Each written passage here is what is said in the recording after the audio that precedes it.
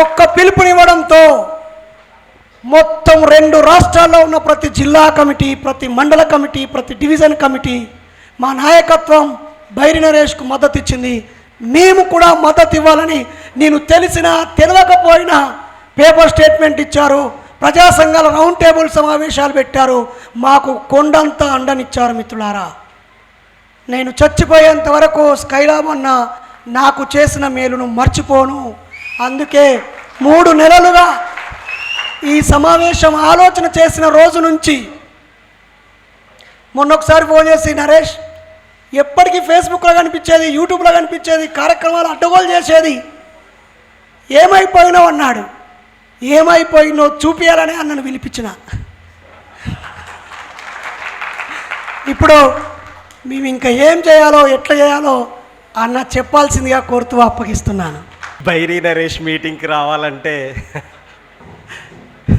కోడిగుడ్డంతా కొవ్వు పెట్టుకొని రావాలంట.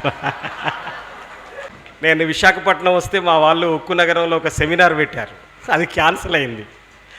మా ఆఫీసులు చాలా ఉన్నాయి ఇక్కడ చూద్దామని, ఆర్కే బీచ్ చూడాలనుకున్నా. అయితే ఇక్కడికి వచ్చినప్పటి నుంచి నా టైమింగ్ ఏంటో నాకు తెలియట్లేదు కూర్చుని ఇక్కడ. అయితే నేను మా ఆర్గనైజేషన్లో ఉన్న కార్యకర్తలు ఎంత క్రమశిక్షణగా ఉంటారో నాకు తెలియదు, కానీ నేను అవన్నీ ఆర్కే బీచ్ తిరిగి వచ్చాను. ఇప్పుడు విశాఖపట్నంలో ఉన్న మా ఆఫీసులన్నీ తిరిగి వచ్చాను. ఇప్పుడు మీ క్రమశిక్షణ ముందు నేను కట్టు బానిసలాగా కూర్చున్నాను. మీ అందరికీ సెల్యూట్ తెలియజేస్తున్నాను. మూఢనమ్మకాల నిర్మూలన సంఘం జాతీయ మహాసభలకు అధ్యక్షత వహిస్తున్న మిత్రుడు, సహచరుడు డాక్టర్ బైరి నరేష్ గారికి, వేదిక మీద ఉన్న పెద్దలకు, వేదిక కింద ఉన్నటువంటి మిత్రులు, యువతరం, మీ అందరికీ నా తరపున కుల వివక్ష వ్యతిరేక పోరాట సంఘం కేవీపీఎస్ తెలంగాణ రాష్ట్ర కమిటీ తరపున మీ అందరికీ జై భీమ్, లాల్ సలాం, జై ఇన్సాన్ తెలియజేస్తున్నాను. చిన్న కథతో నేను ప్రారంభిస్తాను. ఒక రాజుగారు ఉయ్యాల తొట్టిలో ఊగుతున్నాడట. ఉయ్యాల తొట్టిలో ఊగుతూ ఉంటే ఒక బొమ్మలు అమ్ముకునేటువంటి వ్యక్తి వచ్చాడట. బొమ్మలు బొమ్మలు అని చెప్పి అమ్ముతున్నాడట. ఏ బాబు ఇక రా అని చెప్పేసి పిలిచాడట. ఏది బొమ్మలు చూపించు అన్నాడట. బొమ్మలు చూపించమని చెప్పేసి అని అడిగితే 3 బొమ్మలు పెట్టాడట ఎదురుగా టేబుల్ మీద. ఈ బొమ్మకి ఎంత అంటే 500 రూపాయలు సార్ అన్నాడట. అయ్యా 500 అయ్యా అన్నాడట. ఈ బొమ్మకి ఎంత అంటే 1000 రూపాయలు అయ్యా అన్నాడట. మరి ఈ బొమ్మకి ఎంత అంటే 1500 అయ్యా అన్నాడట. అదేంట్రా పిల్లగా, ఈ 3 బొమ్మలు ఒకే తీరుగా ఉన్నాయి, ఒకదానికి 500, ఒకదానికి 1000 రూపాయలు, ఒకదానికి 1500, ఏంటిరా పిల్లగా అన్నాడట. మీరందరూ కూడా యువకులే కదా, కాశీం చెప్పాడు కదా ఇంతకుముందు, మీరందరూ ఒకే తీరుగా ఉన్నారు. ఇప్పుడు ఈ బొమ్మలు పెట్టిన తర్వాత దీని ధరలో డిఫరెంట్ ఏంటి, వాటి ఆకారం ఒకే విధంగా ఉన్న ధరలో ఎందుకు తేడా ఉంది అని అడిగితే ఆయన చెప్పాడట, అయ్యా ఈ 500 బొమ్మకి ఈ చెవులో ఏదైనా వేస్తే ఈ చెవితో వదిలేస్తుందయ్యా అన్నాడట. ఇది 1000 రూపాయల బొమ్మ అయ్యా, ఈ చెవులో ఏదైనా వేస్తే లోపలికి పోయి కడుపులో భద్రంగా దాచుకుంటుందయ్యా అని చెప్పాడట. మరి ఇంకో బొమ్మ 1500 బొమ్మ అయితే ఈ చెవులో ఏదైనా వేస్తే ఈ కడుపులోకి వెళ్ళి మళ్ళీ అక్కడ అరిగించుకొని మళ్ళీ నోటి ద్వారా బయటకు వస్తుందయ్యా అన్నాడట. ఇప్పుడు మూఢనమ్మకాల నిర్మూలన సంఘం జాతీయ మహాసభలకు వచ్చిన మీరంతా ఎంత విలువ చేసే బొమ్మలుగా మారాలనుకుంటున్నారు అనేటువంటిది నేను చెప్పదలిచాను. మీరందరూ 1500 బొమ్మలు కావాల్సినటువంటి అవసరం ఉంది. అర్థం ఏమిటి? ఇక్కడ కాసిం గారు మాట్లాడారు, నిష్ణాతులు ఇంతకుముందే చెప్పాడు. సుబ్బరాజు గారు పెళ్లి మంత్రాలు చదివితే అయ్యగారులంతా ఆగమైపోతారు కదా, అవునా కాదా? కాసిం ఉపన్యాసం ఇంతకుముందు కర్ణాటక పెద్దలు మాట్లాడింది, కానీ ఇంతమంది వక్తలు మాట్లాడినటువంటి ఈ జ్ఞానం మీ మెదడులోకి ఆవహించిన తర్వాత మీరు 500 బొమ్మలైతే ఈ సభలకి సాకారం జరగదు. 1000 రూపాయల బొమ్మలైనా సాగదు. మీరందరూ 1500 బొమ్మలు కావాలి. ఎంఎన్ఎస్ సభ్యులంటే 1500 బొమ్మలు కావాలి. ప్రతి విషయాన్ని నాకు మిమ్మల్ని చూస్తుంటే ఒకరు గంటం బావు మాట్లాడారు, చాలామంది 2-3 గంటలు మాట్లాడతారు. నేను మా క్లాసుల్లో 8 గంటల క్లాస్ చెప్తాను. మా క్లాస్ జరిగితే ఉదయం 4 గంటలు, సాయంత్రం 4 గంటలు. కానీ మీ దగ్గర మాట్లాడేది కొద్దిగానే మాట్లాడతాను. ఒక నోట్బుక్, పెన్ను అట్లాంటిది ఇస్తారు. నేను మన బైరి నరేష్ ఇద్దరం అంబేద్కర్ విగ్రహావిష్కరణకు వెళ్ళాం. ఇప్పటిలాగానే ఎదురు చూస్తున్నా, నాకెప్పుడు వస్తుందో ఛాన్స్, నాకెప్పుడు వస్తుందో. వాడు 1:20 నిమిషాలు మాట్లాడిండు. నేను ఆ వేదిక మీద స్కైలాబ్ అన్న మాట్లాడాలన్నప్పుడు నేనేం చెప్పానంటే, బైరి నరేష్ గారిని ఈ సభలకు పిలవకండి ఈ కాంచి. ఎందుకు పిలవద్దంటున్నావన్నా అన్నాడు పిల్లవాడు. మీ ఊర్లో ఉన్న యూత్, చుట్టుపక్కల ఉన్నటువంటి యువకులందరినీ పిలిచి ఒక చెట్లల్లో పెట్టండి, ఓ 2-3 గంటలు నోట్బుక్, పెన్ను ఇచ్చి కూర్చోబెట్టండి, మంచి భోజనం పెట్టండి. 1 గంట కోసమో 2 గంటల కోసమో నరేష్ని పిలవకండి, ఒక 4 గంటలు వినటానికి సిద్ధపడ్డప్పుడు పిలవండి అని చెప్పాను. అట్లనే ఇప్పుడు మీకంతా ఇది మహాసభలాగా లేదు. నా దృష్టిలో ఇది ఒక శిక్షణ తరగతుల్లాగా ఉంది. చాలా విభిన్నమైనటువంటి వివిధ రకాల సబ్జెక్టులు మీ ముందు తెలియజేస్తూ ఉన్నారు. కాబట్టి వాటన్నిటిని నేర్చుకొని మీ పని పద్ధతులలో అలవర్చుకోవాల్సిన అవసరం ఉందని చెప్పేసి ముందుగా తెలియజేస్తున్నాను. నేను మాట్లాడే విషయాల్ని, ఎందుకంటే చివరాఖరకు మాట్లాడుతున్నాను కాబట్టి కొద్దిసేపట్లోనే ముగించాలని చెప్పి నేను అనుకుంటున్నా. నరేష్ గారు, నేను 1.5 గంటలు మాట్లాడటానికి సిద్ధమై వచ్చాను, కానీ అంతసేపు మాట్లాడితే మీ అందరికీ కోపం రావచ్చు. కాబట్టి నేను కొద్దిసేపు మాట్లాడతాను. మిత్రులారా, డాక్టర్ బాబాసాహెబ్ అంబేద్కర్ 1927 డిసెంబర్ 25వ తేదీన మహద్పట్నంలో ఉన్నటువంటి చౌదార్ మంచినీళ్ళ చెరువు పోరాటం సందర్భంగా మనుస్మృతిని దహనం చేశాడు. ప్రపంచ తత్వవేత్తగా ఉన్నటువంటి కారల్ మార్క్స్ డౌట్ ఎనీథింగ్ అని చెప్పేసి మనకు తెలియజేశాడు. ప్రతి దానిని ప్రశ్నించాలని చెప్పాడు. మీరందరూ నల్ల దుస్తులు వేసుకున్నారు, దేనికి తార్కాణం అని చెప్పేసినంటే పెరియార్ వారసులం అని చెప్పేసి మనం భావిస్తున్నాం. పెరియార్ ఏం చెప్పాడు?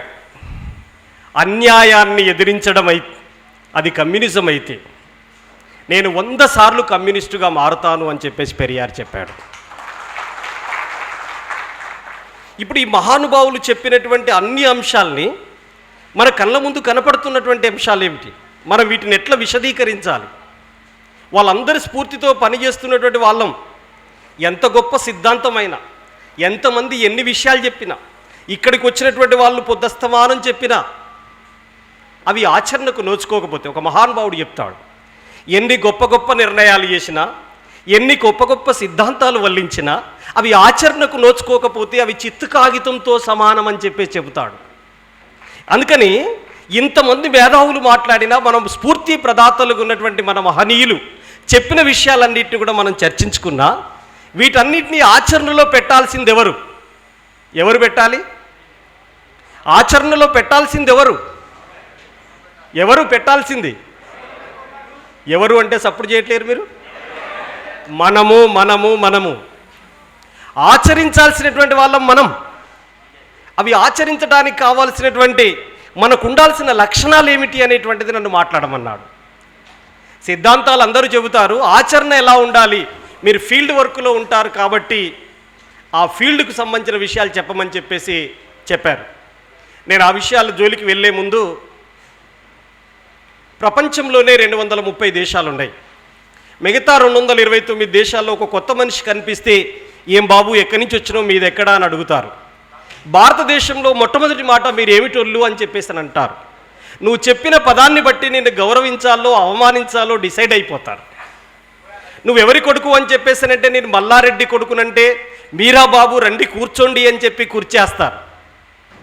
నువ్వెవరి కొడుకు అంటే నేను మల్లయ్య కొడుకునంటే ఎవరు, నువ్వు మల్లిగాని కొడుకు వారా పిల్లగా కనపడతలేవేందిరా అని చెప్పేసి అంటారు. అంటే ఈ ప్రపంచంలో అత్యంత పెద్ద జబ్బు కరోనా వచ్చినా, ఎయిడ్స్ వచ్చినా, క్యాన్సర్ వచ్చినా, వీటన్నిటికంటే అత్యంత పెద్ద జబ్బుగా భారతదేశంలో క్యాస్ట్ జబ్బు ఉంది.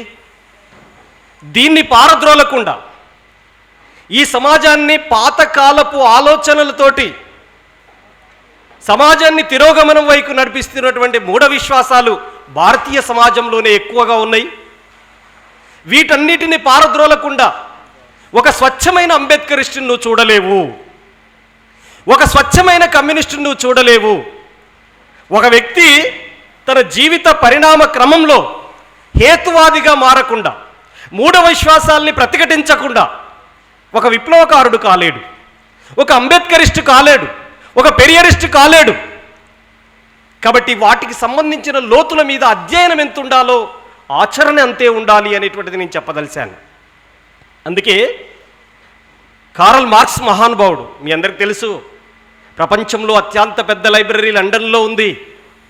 లండన్లో ఉన్నటువంటి అన్ని పుస్తకాల్ని అధ్యయనం చేసినటువంటి మహోన్నత శిఖరాలు రెండే రెండు. ఒకటి కారల్ మార్క్స్, రెండోది డాక్టర్ బాబాసాహెబ్ అంబేద్కర్. ఈ కారల్ మార్క్స్ చనిపోయినప్పుడు తన శవం దగ్గర 7 మనుషులు మాత్రమే ఉన్నారు. కానీ ఆయన రాసినటువంటి సిద్ధాంతం, ఒక సామ్యవాద సిద్ధాంతం అనేది ప్రపంచంలో 230 దేశాలుంటే 230 దేశాల్లో ఆయన రాసిన సిద్ధాంతం ఉంది. ఈ ప్రపంచంలో భగవద్గీత కంటే, ఈ ప్రపంచంలో బైబిల్ కంటే, ఈ ప్రపంచంలో ఖురాన్ కంటే అత్యంత ఎక్కువ అమ్ముడుపోయినటువంటి ఏకైక గ్రంథం దాస్ క్యాపిటల్. మీరు గుర్తుపెట్టుకోవాలి. డాక్టర్ బాబాసాహెబ్ అంబేద్కర్ ఒక లక్ష్యం కలిగి ఉన్నటువంటి వాళ్ళు కోరికల్ని అదా పాతాళంలోకి తొక్కుతారు. ఒక లక్ష్యం కలిగి ఉన్నటువంటి వాళ్ళకి సమాజ అభివృద్ధి, సమాజ హితమే తమ హితంగా భావిస్తారు. ఒక క్రొవ్వొత్తి తాను కరుగుతూ సమాజానికి వెలుగునిస్తుంది, చీకటిని పారద్రోలుతుంది. అటనే డాక్టర్ బాబాసాహెబ్ అంబేద్కర్. డాక్టర్ బాబాసాహెబ్ అంబేద్కర్ ఈరోజు మన కళ్ళ ముందు చాలా ఎవరెస్ట్ అంత ఎత్తుకు కనిపిస్తున్నాడు. కానీ భారతదేశంలో ఒక అంటరాని కులంలో పుట్టాడు కదా, అందుకే అవమానించబడుతున్నాడు కదా.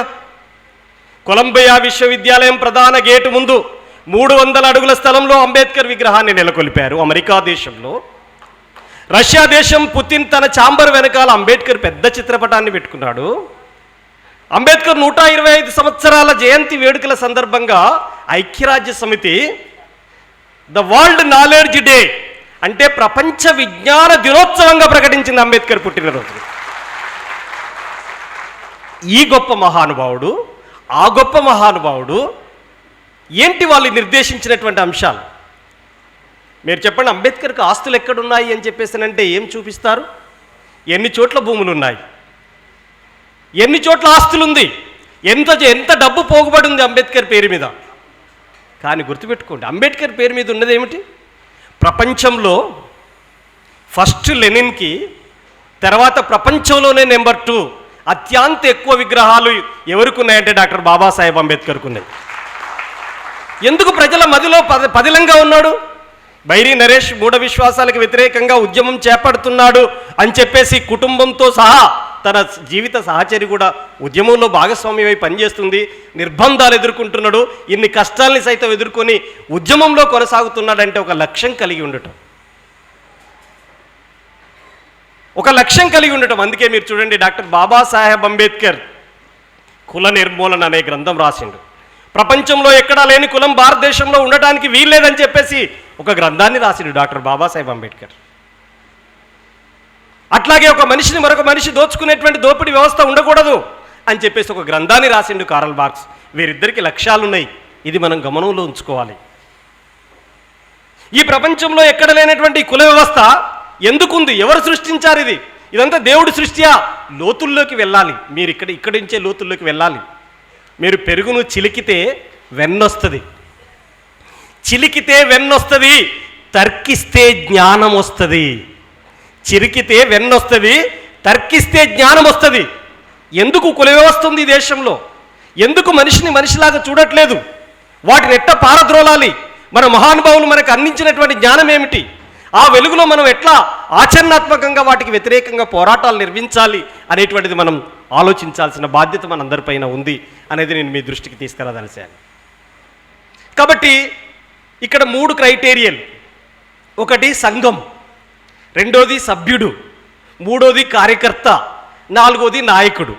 ఈ అంశాల బేస్ మీద మూఢనమ్మకాల నిర్మూలన సంఘం కొనసాగాలి. మూఢనమ్మకాల నిర్మూలన సంఘం వీటన్నిటి బేస్ మీద నడవాలంటే వీటికి సంఘం ఎందుకు? సంఘం ఎందుకంటే చాలామంది చెప్పి ఉంటారు, సంఘం ఏముంది, గడ్డిపోచలన్నీ కూడా సపరేట్గా ఉంటే పసిపిల్లవాడైనా ముసలివాడైనా ఈజీగా తుంచేస్తాడు. గడ్డిపోసలన్నీ దంటు కడితే ఏం ఆంధ్రాలో ఏమంటారో తెలియదు, ఇట్లా కడితే వాటికి బలం అటు 5 బట్టి గుంజినా ఇటు 5 బట్టి గుంజినా తెగదు. అటు 5 బట్టి గుంజినా ఇటు 5 బట్టి గుంజినా తెగదు. అది అంటే ఐక్యత. గడ్డిపోసల్ని పసిపిల్లవాడు ముసలివాడు ఎవరైనా తుంచేస్తారు. గడ్డిపోసలన్నీ ఒకచోట పెడితే అటు 5 బట్టి గుంజినా ఇటు 5 బట్టి గుంజినా తెగదు.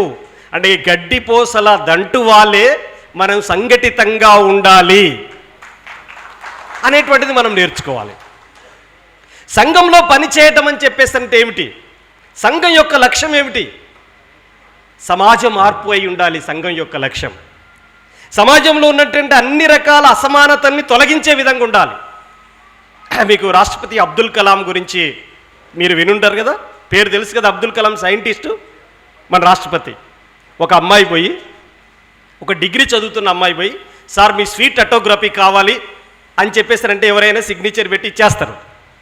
కానీ రాష్ట్రపతి అబ్దుల్ కలాం ఏం చేశాడంటే 1వ నెంబర్ వేసి చదువు అని రాశాడు, దాని కింద 2వ నెంబర్ వేసి చదువు అని రాశాడు, దాని కింద 3వ నెంబర్ వేసి చదువు అని చెప్పి రాసిచ్చాడు. అది రాసిచ్చిన తర్వాత అమ్మాయి ప్రశ్న అడిగింది, అదేంటి సార్ 3 సార్లు చదువు అని రాసిచ్చారు, ఒక్కసారి చదువు అని చెప్తే సరిపోదా సార్ అని చెప్పేసి అడిగింది. అప్పుడు అబ్దుల్ కలాం ఏం చెప్పాడో తెలుసా? అమ్మా తల్లి, 1వ నెంబర్ చదువు, నువ్వు చదువుతున్న పాఠ్య పుస్తకాల్ని చదువు. 2వ నెంబర్ చదువు, నువ్వు చదవటానికి నీ తల్లిదండ్రులు పడుతున్న కష్టాన్ని చదువు, చెమటను చదువు. 1వ నెంబర్ చదువు, నువ్వు చదువుతున్న పాఠ్య పుస్తకాల్ని చదువు. నువ్వు చదువుకోవటానికి నీ తల్లిదండ్రులు పడుతున్న కష్టాన్ని, చెమటని చదువు. 3వ నెంబర్ చదువు, నీ చుట్టూ ఉన్నటువంటి అంతరాల్ని చదువు అని చెప్పాడు. అంతరాలు ఏమున్నాయని చెప్పి నువ్వు గమనిస్తున్నావు అని చెప్పేసి అడిగితే అమ్మాయి ఏం చెప్తుంది?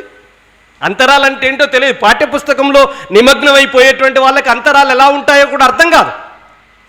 అంతరాలు, కులం అంతరం, ఆర్థిక అంతరాలు, సామాజిక అంతరాలు, సాంస్కృతిక అంతరాలు, భాషాపరమైనటువంటి అంతరాలు, మతపరమైనటువంటి అంతరాలు. అంతరాలకి అంతం లేదు, అనేక అంతరాలు ఉన్నాయి. ఈ అంతరాల్ని పారద్రోలటం కోసం అవి ఏమున్నాయో చదువు ఫస్ట్. అందుకనే భారతీయ సమాజంలో ఏవేవి అంతరాలు ఉన్నాయో నువ్వు అధ్యయనం చేయాలి కదా, నీ చుట్టూ ఉన్న పరిస్థితులను చదవాలి కదా. ఇప్పుడు మీ ఊర్లో ఎన్ని కులాలు ఉన్నాయని చెప్పేసి మిమ్మల్ని అడిగితే ఏం చెప్తారు? ఓ 30 కులాల కంటే ఎక్కువ చెప్పలేరు. కానీ భారతదేశంలో 6,486 కులాలు ఉన్నాయి. వాటికి సబ్ క్యాస్ట్లో ఒక 23,000 కులాలు ఉన్నాయి. ఇవన్నీ ఎవరు చెప్తారు? ఇవన్నీ తెలిసిన మనకి, వాటి మధ్యలో అంతరాలు ఎలా ఉన్నాయో తెలిసిన మనకి. అందుకే అంబేద్కర్ ఇంగ్లాండ్కు పోయినప్పుడు విలేకరులంతా చుట్టుముడతారు. విలేకరులంతా చుట్టుముట్టగానే అంబేద్కర్ నువ్వు ఇండియాలో క్యాస్ట్కి వ్యతిరేకంగా పెద్ద పోరాటం చేస్తున్నావు, కులానికి వ్యతిరేకంగా పెద్ద పోరాటం చేస్తున్నావు, అసలు కులం అంటే ఏమిటి అని అడుగుతారు. అంబేద్కర్ ఆ రోజుల్లోనే ఎంత చాకచక్యమైన సమాధానం చెప్తాడు. వండర్ అయిపోతారు వాళ్ళు. ఏం చెప్పాడంటే అంబేద్కర్, కులం ఉన్నది ఇండియాలో అయితే మీరు నన్ను ఇంగ్లాండ్లో అడుగుతున్నారు, నేను చెప్పినా మీకు అర్థం కాదంటాడు అంబేద్కర్.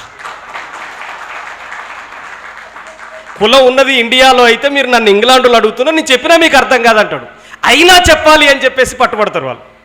పట్టుబడితే అంబేద్కర్ ఏం చేస్తాడంటే ఆ విలేకరులందరినీ తోడుకొని వచ్చి ఒక తల్లి నిచ్చెన మీదకి వెళ్ళి ఇటుకలు పైకి ఇస్తుంది. నిచ్చెన మీదకి వెళ్ళి ఇటుకలు పైకి అందిస్తుంది, స్లాబ్ పైకి. ఇదిగో ఇండియాలో కులం అంటే నిచ్చెన అని చెప్తాడు. లోతుల్లో స్టడీ చేయాలి కులం గురించి, చాలా పెద్దది, పెద్ద జబ్బు మీద ఎక్కువ రీసెర్చ్ జరగాలి. మీ రీసెర్చ్ దాని మీద కూడా జరగాలి. ఎంత పెద్ద జబ్బు అంటే నిచ్చెన చూపిస్తున్నావు, నిచ్చెన అర్థం ఏంటిదని అడుగుతారు అక్కడ. మళ్ళా నీ గురించి ఒక స్టోరీ రాయాలనుకుంటున్నాం. ఈ దేశంలో ప్రపంచంలో కమ్యూనిజం గురించి ఒక పెద్ద స్టోరీలు వచ్చినాయి అప్పటికే, కానీ ఇండియాలో కులానికి వ్యతిరేకంగా స్టోరీలు రాయలేదు. మేము ఇంగ్లాండ్లో ఉండి ఇండియాలో ఉన్నటువంటి కులం మీద స్టోరీలు రాయాలంటే ఏకైక పెద్ద దిక్కు జ్ఞాన సంపన్నుడివి నువ్వే మాకు వివరణ ఇవ్వండి అంటే అప్పుడు అంబేద్కర్ వివరణ ఇస్తాడు. ఏమిస్తాడో తెలుసా? కులం అనేటువంటిది ఇదిగో నిచ్చెన, పైన ఒక కులం ఉంటుంది, కింద కులం ఉంటుంది, మధ్యంలో కులం ఉంటుంది. ఓ సగం కులాలు దోపిడీ కులాలు, సగం కులాలు దోపిడీ చేసే కులాలు అని చెప్పేసి అంటేనో దోపిడీకి వ్యతిరేకంగా దోపిడీ చేసే కులాలు పోరాడతాయి, దోపిడీ గురి కాబడుతున్న కులాలు పోరాడతాయి. అట్లా లేదు కదా, చాలా సంతృప్తినిచ్చేటువంటి పద్ధతులు ఉంటాయి. డక్కలి మాదిగ దగ్గరికి వచ్చి దొరాని పిలవంగానే మాదిగ ఆయన గల్లెగిరేస్తాడు, ఎదురుగా రెడ్డి కనపడంగానే జబ్బలు జారేస్తాడు. నిచ్చెన మెట్ల వ్యవస్థ కదా, ఇదే చెప్తాడు అంబేద్కర్. ఇండియాలో ఏ రెండు కులాలు సమానం కాదు, కమ్మారెడ్డి సమానం కాదు, వెలమ బ్రాహ్మణ సమానం కాదు, మాల మాదిగ సమానం కాదు. అంత లోతుల్లో వాళ్ళకి విడమర్చి చెప్తాడు అంబేద్కర్. అందుకని వాటి లోతులు మనం అర్థం చేసుకోవాలి. మీరు డక్కలి జీవిత చట్రం మనుస్మృతిలో ఏముంటుంది సుబ్బరాజు గారికి తెలుసు. ఏముంటుంది తెలుసా? డక్కలి చచ్చిపోయేంత వరకు పాదాలకు చెప్పులు వేసుకోకూడదు, డక్కలి చచ్చిపోయేంత వరకు మంచం ఉండకూడదు, డక్కలికి పొయ్యి పెట్టకూడదు, డక్కలి పొయ్యి ఉండొద్దు, వంట పొయ్యి ఉండొద్దు. మాదిగలు ఎదురుగా కనిపిస్తే మొగోళ్ళని దొరాని పిలవాలి, ఆడోళ్ళని దొరసానమ్మ గారు అనాలి. పేరు పెట్టి పిలిస్తే కూడా ప్రమాదమే. నేను మీకు ఒక కథ చెప్తాను. నేను నారాయణ గారని ఒక కమ్మాతను కమ్యూనిస్ట్ పార్టీలో ఉన్నాడు, నేను కమ్యూనిస్ట్ పార్టీ మెంబర్గా ఉన్నాను. ఇద్దరం కలిసి ఒక డక్కల ఇంటికి భోజనానికి పోయాము. ఆ డక్కల ఇంటికి భోజనానికి పోతే ఆ నారాయణ గారికి ప్లేట్లు అన్నం పెట్టి అటు ఇసిరేసింది ఆమె, ప్రమీల ఆమె పేరు. అన్నం వేసి అటు ఇసిరేసింది. మా ప్రాంతం నుంచి కూడా వచ్చారు, డైరెక్ట్ వాళ్ళు తినే ప్లేట్లు పెట్టి ఇచ్చారు. నాకు మాత్రం అన్నం పెడతలేదు ఆమె, అసలే నాకు అన్నం పెడతలేదు. ఈ నారాయణ గారు ఆజానుభావుడు ఎంత ఎత్తుంటాడు, ఆ పంచ కట్టుకొని వచ్చి ఏమన్నాడంటే, అదేంది ప్రమీల, అయ్యో స్కైలాబ్ చిన్నపిల్లవాడు కదా, ఆయనకే ఎక్కువ ఆకలి అయింది కదా, ఆయనకు పెడతలేవేంటి ప్రమీల అంటే, భలేవారు ఉన్నారండి మీరు, మీరు ఆఫ్టర్ ఆల్ కమ్మోళ్ళు, మీరు ఆఫ్టర్ ఆల్ కమ్మోళ్ళు, మీరు మాకు లెక్కన, స్కైలాబ్ బాబు గారు మా దొరవారు, మేము తినే గిన్నెలు అన్నం పెడితే మా త్యాగం బంద్ అయిపోతుంది, ఊర్లో ఎగిరిపోతాయి, మా పరిస్థితి ఏమైపోద్ది అనుకుంటున్నారు మీరు? అందుకే ఇస్తారా కోసం తిరిగి వస్తుందండి, దొరుకుతలేదు, వస్తున్నా తీసుకొస్తా, ఇస్తారాకు తీసుకొస్తా అన్నది. అంటే ఇంత లోతుల్లో మీరు స్టడీ చేయకపోతే, ఒక డక్కలి అమ్మాయి మెచ్యూర్ అయితే మొట్టమొదటిసారిగా మాదిగ యువకుడు సంభోగం చేస్తే వాళ్ళు అదృష్టవంతులు అయిపోతారు. వేరే చిందు యక్షగాన కళాకారులు కథ చెప్పిన తర్వాత రేణుక ఎల్లం వేసి ఆ ఊరి మీద వదిలిపెట్టిపోతారు. ఎంత తప్పుడు సంస్కృతి ఉంటుంది. వీటన్నిటిని ఎవరు స్టడీ చేయాలి? మనమే స్టడీ చేయాలి, మనమే వాటికి వ్యతిరేకంగా పోరాడాలి. మూఢ విశ్వాసాలుకి వ్యతిరేకంగా పోరాడుతున్నవి ఇవన్నీ అవే. వీటి మీద ఫైట్ చేయాల్సిన బాధ్యత మన పైన ఉంటుంది అనేది మీ దృష్టికి తీసుకొస్తున్నా. కాబట్టి వీటికి వ్యతిరేకంగా పోరాటానికి సంఘటితం కావాలి. నువ్వు సభ్యుడివా అంటే ఏంటిది దాని అర్థం? నువ్వు సంఘంలో సభ్యుడివా అంటే ఏంటిది? సభ్యత్వం ఉందా నీకని అర్థం. సభ్యత్వం ఉంటే సభ్యుడివి అయిపోతావు. ఆ తర్వాత సభ్యుడి తర్వాత నెక్స్ట్ స్టెప్ ఏంటి? కార్యకర్త. ఒకవేళ ఎంఎన్ఎస్ కార్యకర్తకి ఏమేమి లక్షణాలు ఉండాలంటే చాలా మిగిలిన విషయాలన్నీ కూడా మన నరేష్ గారు చెప్పున్నారు మీకు ఆల్రెడీ. జై భీమ్ అనగానే మీరు అందరు జై భీమ్ అంటున్నారు, జై ఇన్సాన్ అనగానే జై ఇన్సాన్ అంటున్నారు. కానీ ఒక కార్యకర్త కింది స్థాయి వరకు వెళ్ళినప్పుడు క్షేత్రస్థాయిలో ప్రజల్లో ఉండేటువంటి మూఢ విశ్వాసాలు ఏమిటి, వాటి పారద్రోలటానికి నేనేం చేయాలి అనేటువంటి ఒక కొత్త ఆలోచనని మీరు ఆవిష్కరించాలి. ఎవరికి వాళ్ళు మీ బుర్ర పనిచేయాలి అక్కడికక్కడే. ఇప్పుడు మా ఇంట్లో మా పాప ఒకసారి నరేష్కి ఫోన్ చేసి ఇస్తే, చెప్పమ్మా బిడ్డ, చెప్పు తల్లి అని చెప్పేసి అంటే, అది కాదు బాబాయ్ అని చెప్పి మా పాప కూడా మాట్లాడింది, ఫోన్లో మాట్లాడింది నేరుగా. అయితే ఆ అమ్మాయికి నచ్చింది ఏంటంటే ఇన్స్పిరేట్ కావడానికి ఆయన చేసేది కాదు, మీరు చేయాలి కొత్తగా. ఆయన ఏం చేశాడంటే ఒక బాటిల్ నిండా వాటర్ పెట్టి పండగలకి ఉత్సవాలకి ఇంత డబ్బంతా దాంట్లో పోగేసిన తర్వాత వీటి పేరు మీద ఇట్లా ఖర్చు అవుతుంది అని చెప్పేసి ఒక్కొక్క సిల్లి పెడతారు దానికి. యాదేనా అంటే ఎంత చైతన్యం దాంట్లో, నీకు చూస్తే బాటిల్ లాగా దాంట్లో ఉన్న వాటర్ లాగా ఉంటుంది. అట్లా ఒక్కొక్క మూఢ విశ్వాసం మీద అత్యంత చైతన్యవంతంగా అట్లాంటి ఎక్స్పెరిమెంట్స్ మీరందరూ చేయగలగాలి. ఒక్కొక్కరు ఒక్కొక్క ఎక్స్పెరిమెంట్ చేసి చూపించాలి అర్థం చేయించడానికి.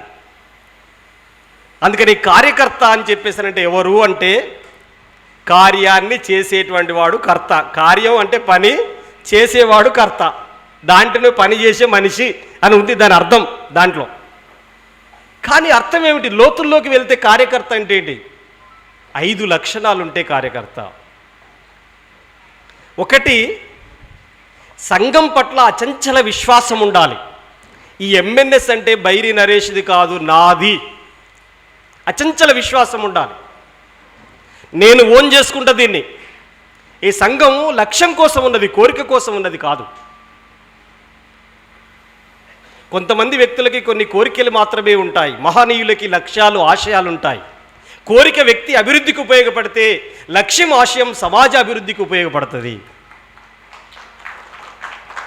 మరి సమాజ అభివృద్ధికి ఉపయోగపడే దాంట్లో నువ్వు సభ్యుడు అయిన తర్వాత, కార్యకర్తగా అయిన తర్వాత, వ్యక్తి చేసే బలహీనతల మీద ఆధారపడి నువ్వు తప్పుకోవటమో, దూరం కావటమో ఇట్లా ఉండటానికి వీలేదు. సంఘం పట్ల అచంచలమైన విశ్వాసం ఉండాలి. నేను గమ్యాన్ని చేరుకోవాలి. సికింద్రాబాద్ నుంచి విశాఖపట్నం వరకు గరీబ్ రథ్ ఎక్స్ప్రెస్ వస్తుంది. మధ్యలో దిగిపోయేటోడు దిగిపోతాడు, ఎక్కేటోడు ఎక్కుతాడు. కానీ నేను మాత్రం విశాఖపట్నం వచ్చి తీరాల్సిందే. నా గమ్యం విశాఖపట్నం చేరుకోవడం. మరి అలాంటప్పుడు ఒక కార్యకర్తగా నీకు ఏ లక్ష్యం ఉండాలి? అచంచల విశ్వాసం ఉండాలి. నాయకుడి పట్ల గౌరవం ఉండాలి. సంఘం పట్ల విశ్వాసం ఉండాలి. అది రివర్స్ గేర్ అయితే సంఘంలోకి వెళ్ళి బయటికి వెళ్ళిపోయే పరిస్థితులు వస్తాయి. సంఘంలోకి వెళ్ళి బయటికి వెళ్ళిపోయే పరిస్థితులు వస్తాయి. అందుకనే అచంచల విశ్వాసం కలిగి ఉండాలి. నెంబర్ 1. నెంబర్ 2, క్రమశిక్షణ కలిగి ఉండాలి. క్రమశిక్షణ కలిగి ఉండాలి ఎంఎన్ఎస్ సభ్యుడు. క్రమశిక్షణ అంటే ఏం క్రమశిక్షణ? ఇప్పుడు నేనైతే మీ క్రమశిక్షణను చూసి మీకు హ్యాట్సప్ మరొకసారి. చాలా బాగా క్రమశిక్షణగా ఉన్నారు. మీ నుంచే నేర్చుకోవాలి క్రమశిక్షణ. మీకు చెప్పలేను నేను. అప్పుడప్పుడు నేనే ట్రాక్ తప్పొచ్చు. మీ నుంచి నేర్చుకుంటా. ఇప్పుడైతే క్రమశిక్షణ కలిగి ఉండటం అంటే 3 ముఖ్యమైనటువంటి విషయాల్లో జాగ్రత్తగా ఉండాలి. 1, ప్రజా సంపద పట్ల, అంటే ఆర్థిక వనరులు, ప్రజలు ఇచ్చేటువంటి ఆర్థిక వనరులు, వాటిని దుర్వినియోగం కానియకూడదు. 3M. 1 మనీ, 2ది మహిళ, 3ది మద్యం. ఈ 3M పట్ల నీకుండేటువంటి క్రమశిక్షణ ఏమిటి? మహిళల పట్ల నీకుండేటువంటి అభిప్రాయాలు, అంటే మహిళల పట్ల నువ్వు అనుసరిస్తున్నటువంటి వైఖరి ఎలా ఉంది? నా భార్య తప్ప మిగతా వాళ్ళందరూ నా సోదరిమణులు, భారతదేశం నా మాతృభూమి, భారతీయులందరూ నా సహోదరులు అని ఇట్లా అంటాం కదా. ఎంఎన్ఎస్లో ఇంతకంటే ఎక్కువ పవర్ఫుల్గా ఉండాలి. నా జీవిత సహచరి తప్ప మిగతా వాళ్ళందరూ, ఆమె కూడా సహోదరే, ఆమె కూడా సహోదరే. అందుకని మహిళ పట్ల ఉండేటువంటి గౌరవాన్ని బట్టి ఎంఎన్ఎస్కు గౌరవం దక్కుతుంది. భారత్ మాతాకి జై అని చెప్పేసి అంటారు. అంటారా? మణిపూర్లో మహిళల్ని నగ్నంగా ఊరేగింపు చేసినప్పుడు భారత మాత అంటే ఎవరు? ఇది పెద్ద చర్చ చేశాం. భారతదేశంలో ఉన్న ప్రతి మహిళను మాతగా గుర్తించడమే భారత మాతను గుర్తించడం. భారత మాతను గౌరవించడం అంటే పేపర్ మీద గీసిన బొమ్మను కాదురా గౌరవించేది, నిలువెత్తు నిలబడ్డ నీ అమ్మను గౌరవించురా, నీ చెల్లెని గౌరవించురా అని చెప్పాలి. అందుకనే ఎంఎన్ఎస్ సభ్యులంటే మహిళల్ని గౌరవించేవారు అనేటువంటి ఒక అభిప్రాయం కింది దాకా వెళ్ళగలగాలి. ప్రజలిచ్చేటువంటి ఆర్థిక వనరులు అత్యంత ఉక్కు క్రమశిక్షణగా, ఒక పైస పొల్లుపోకుండా, దుర్వినియోగం కాకుండా కాపాడగలగాలి. ప్రజాక్షేత్రంలో నిలబడుతున్నామంటే ప్రజలకు జవాబుదారీగా ఉండాలి. మనం మద్యం ఇలాంటి అలవాట్లు, మన దగ్గరికి యూత్ను పంపాలంటే ఎంత చక్కగా డెవలప్ అయిండ్రా మా పిల్లవాడు అని చెప్పేసి ఉండగలగాలి. అట్లాంటి అవకాశం మనం కల్పించాలి. అందుకనే క్రమశిక్షణ కలిగి ఉండాలి. నెంబర్ 3, పట్టుదల ఉండాలి. ఏదైనా ఒకటి సాధించాలనేటువంటి పట్టుదల ఉండాలి. పడితే ఉడుం పట్టు పట్టాలరా అంటారు. ఉడుం పట్టు పట్టాలే. ఉంటే ప్రాణం, పోతే ప్రాణం, ప్రజల కోసం నా ప్రాణం పోయినా పర్వాలేదు అంటారుగా. మీకు తెలుసుగా దాంట్లో, జీనా హైతో మర్నా సీకో, కదం కదం పడు లడ్నా సీకో అని చెప్పి స్లోగన్స్ ఇస్తాం. అందుకనే పట్టుదల అనేది చాలా కీలకమైంది. మీకు చైనా విప్లవ నేత మావో ఏం చెప్తాడంటే, నువ్వు ఒక సమస్యను పట్టుకోవడం అంటే గర్భం ధరించడం లాంటిది. ఒక సమస్యను పట్టుకోవడం అంటే ఒక స్త్రీ గర్భం ధరించడం లాంటిది. ఆ సమస్యను పరిష్కరించడము అంటే ఆ స్త్రీ డెలివరీ అయి పాప బయటకు వచ్చేలాంటిది అని చెబుతాడు. అంటే సమస్యను పట్టుకోవడం అంటే పరిష్కరించడమే, పట్టుకొని వదిలేయకూడదు. ఇంకా ఆయన ఏం చెప్తాడంటే, నువ్వు ఆ సమస్యను పట్టుకొని మధ్యలో వదిలేస్తే ఒక స్త్రీ పైన అత్యాచారం చేసి గర్భవతిని చేసి రోడ్డు మీద వదిలేసి నువ్వు నా భార్య కాదుపో అని చెప్పేసి అన్నట్టు అవుతుంది. కాబట్టి నువ్వు సమస్యను పట్టుకోవటం అంటే దాన్ని పరిష్కరించడమే అని చెప్తాడు. అందుకని అట్లాంటి పట్టుదల నీలో ఉండాలి, ఏదో ఒకటి సాధించాలి. మంత్రాల నెపంతో ఒక ఊరిలో ఒక ఆయన్ని చెట్టుకు కట్టేసి పండ్లు ఊడబీకి విపరీతంగా కొట్టారు. ఇలాంటి ఘటనలు అనేకం మన ఎంఎన్ఎస్ బయటికి తీసింది. మంత్రాల నెపంతో మంత్రాలు ఎవరికి వస్తాయి? ఎవరు చదువుతున్నారు? మాంగళ్యం తంతున ఆమెను నవజీవన హేతురామె కంటే భద్రే అనుకుంటే ఎవడు చదువుతాడు? వాడిని ఎక్కడైనా చెట్టు కట్టేసి ఎక్కడైనా కొట్టారా? వాడిని కొట్టొద్దు, వీడిని కొట్టొద్దు, ఎవరిని కొట్టొద్దు. అది ఎట్లా తప్పో చెప్పడమే మన పని. కానీ అసలు మంత్రాలు చేసేవాడి జోలికి ఎవడు పోవట్లేడు. పోతే మాదిగా మాల చాకలి మంగలి వీళ్ళకు మంత్రాలు వస్తాయని చెప్పేసి కొట్టేస్తారు. నేను మా అత్తగారింటికి పోయాను కొత్తగా పెళ్ళి అయినప్పుడు. మోరీలు పేర్లు కూడా చాలా నీచంగా ఉంటాయి, మీరు అది కూడా స్టడీ చేయాలి. నేను చెప్పేది చాలా మేము ఆర్గనైజేషన్లో ఎదుర్కొంటుంటాం. పయ్యళ్ళ పేర్లన్నీ బాగుంటాయి, అంటే వాటికి శుభసూచకమై ఉండాలి, వీటి జుగుప్సాకారంగా ఉండాలని మా సుబ్బరాజు గారు చెప్తుంటారు. మరి పరిస్థితి అయితే చాలా గందరగోళంగా ఉంటుంది.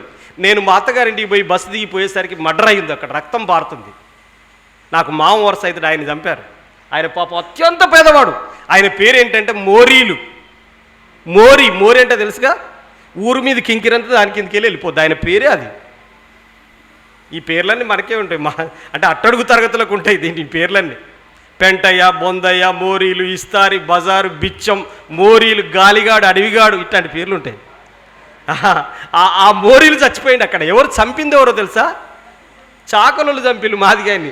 ఈ మాదిగాయన మంత్రం చేసి వాడిని కథం చేస్తాడని ముందుగా వీనే కథం చేస్తే అయిపోతుంది, నాకు బతుకుతా, లేకపోతే వాడు బతికితే నన్ను చంపేస్తాడు. ఇది పాపం ఇది జరిగింది. అక్కడ జన విజ్ఞాన వేదిక వాళ్ళను పిలిచి ఒక సభ పెట్టాను నేను ఆ ఊర్లో. ఆ సభ పెట్టి రమేష్ గారు వచ్చారు, నేను ఇద్దరం ప్రసంగం చేశాం. చేసిన తర్వాత ఆ రజకులు ఎవరైతే చంపారో ఆ రజకుల మీద ఈ ఎస్సీలో యుద్ధం చేసి వాళ్ళను మళ్ళీ తిరిగి చంపడానికి పోయారు. ఆ చంపేదాన్ని మేము నిలవరించగలిగినాం, ఇందులో ఉన్న తప్పేంటో చెప్పగలిగినాం, వాళ్ళు జైలు శిక్ష పడేటట్టు చేసినాం. భవిష్యత్తులో మంత్రం పేరు మీద ఇంకొకరు ఈ ఊర్లో చావడానికి వీల్లేదని చెప్పి ఒక సైద్ధాంతికంగా, ఒక శాస్త్రీయంగా వాళ్ళకి అర్థం చేసేటువంటి పని చేయించడం. ఇంతవరకు ఆ ఊర్లో అది జరగలేదు ఇప్పటి వరకు. అంటే వచ్చే స్టూడెంట్స్ అంతా కూడా నాకు తెలిసి గణేష్ పండగ కూడా పెట్టుకోలేని పరిస్థితికి ఆ రకమైనటువంటి చైతన్యం ఆ దళిత వాడకు వచ్చేసింది. అట్లా ఒక్కొక్కసారి స్టడీ సర్కిల్లో క్లాసో అట్లాంటిదే చెప్పుకుంటూ వస్తున్నాం. కాబట్టి ఈరోజు ఆ గూడెం ఆ మేరకు డెవలప్ అయింది అనేది సంతోషం అనిపించింది.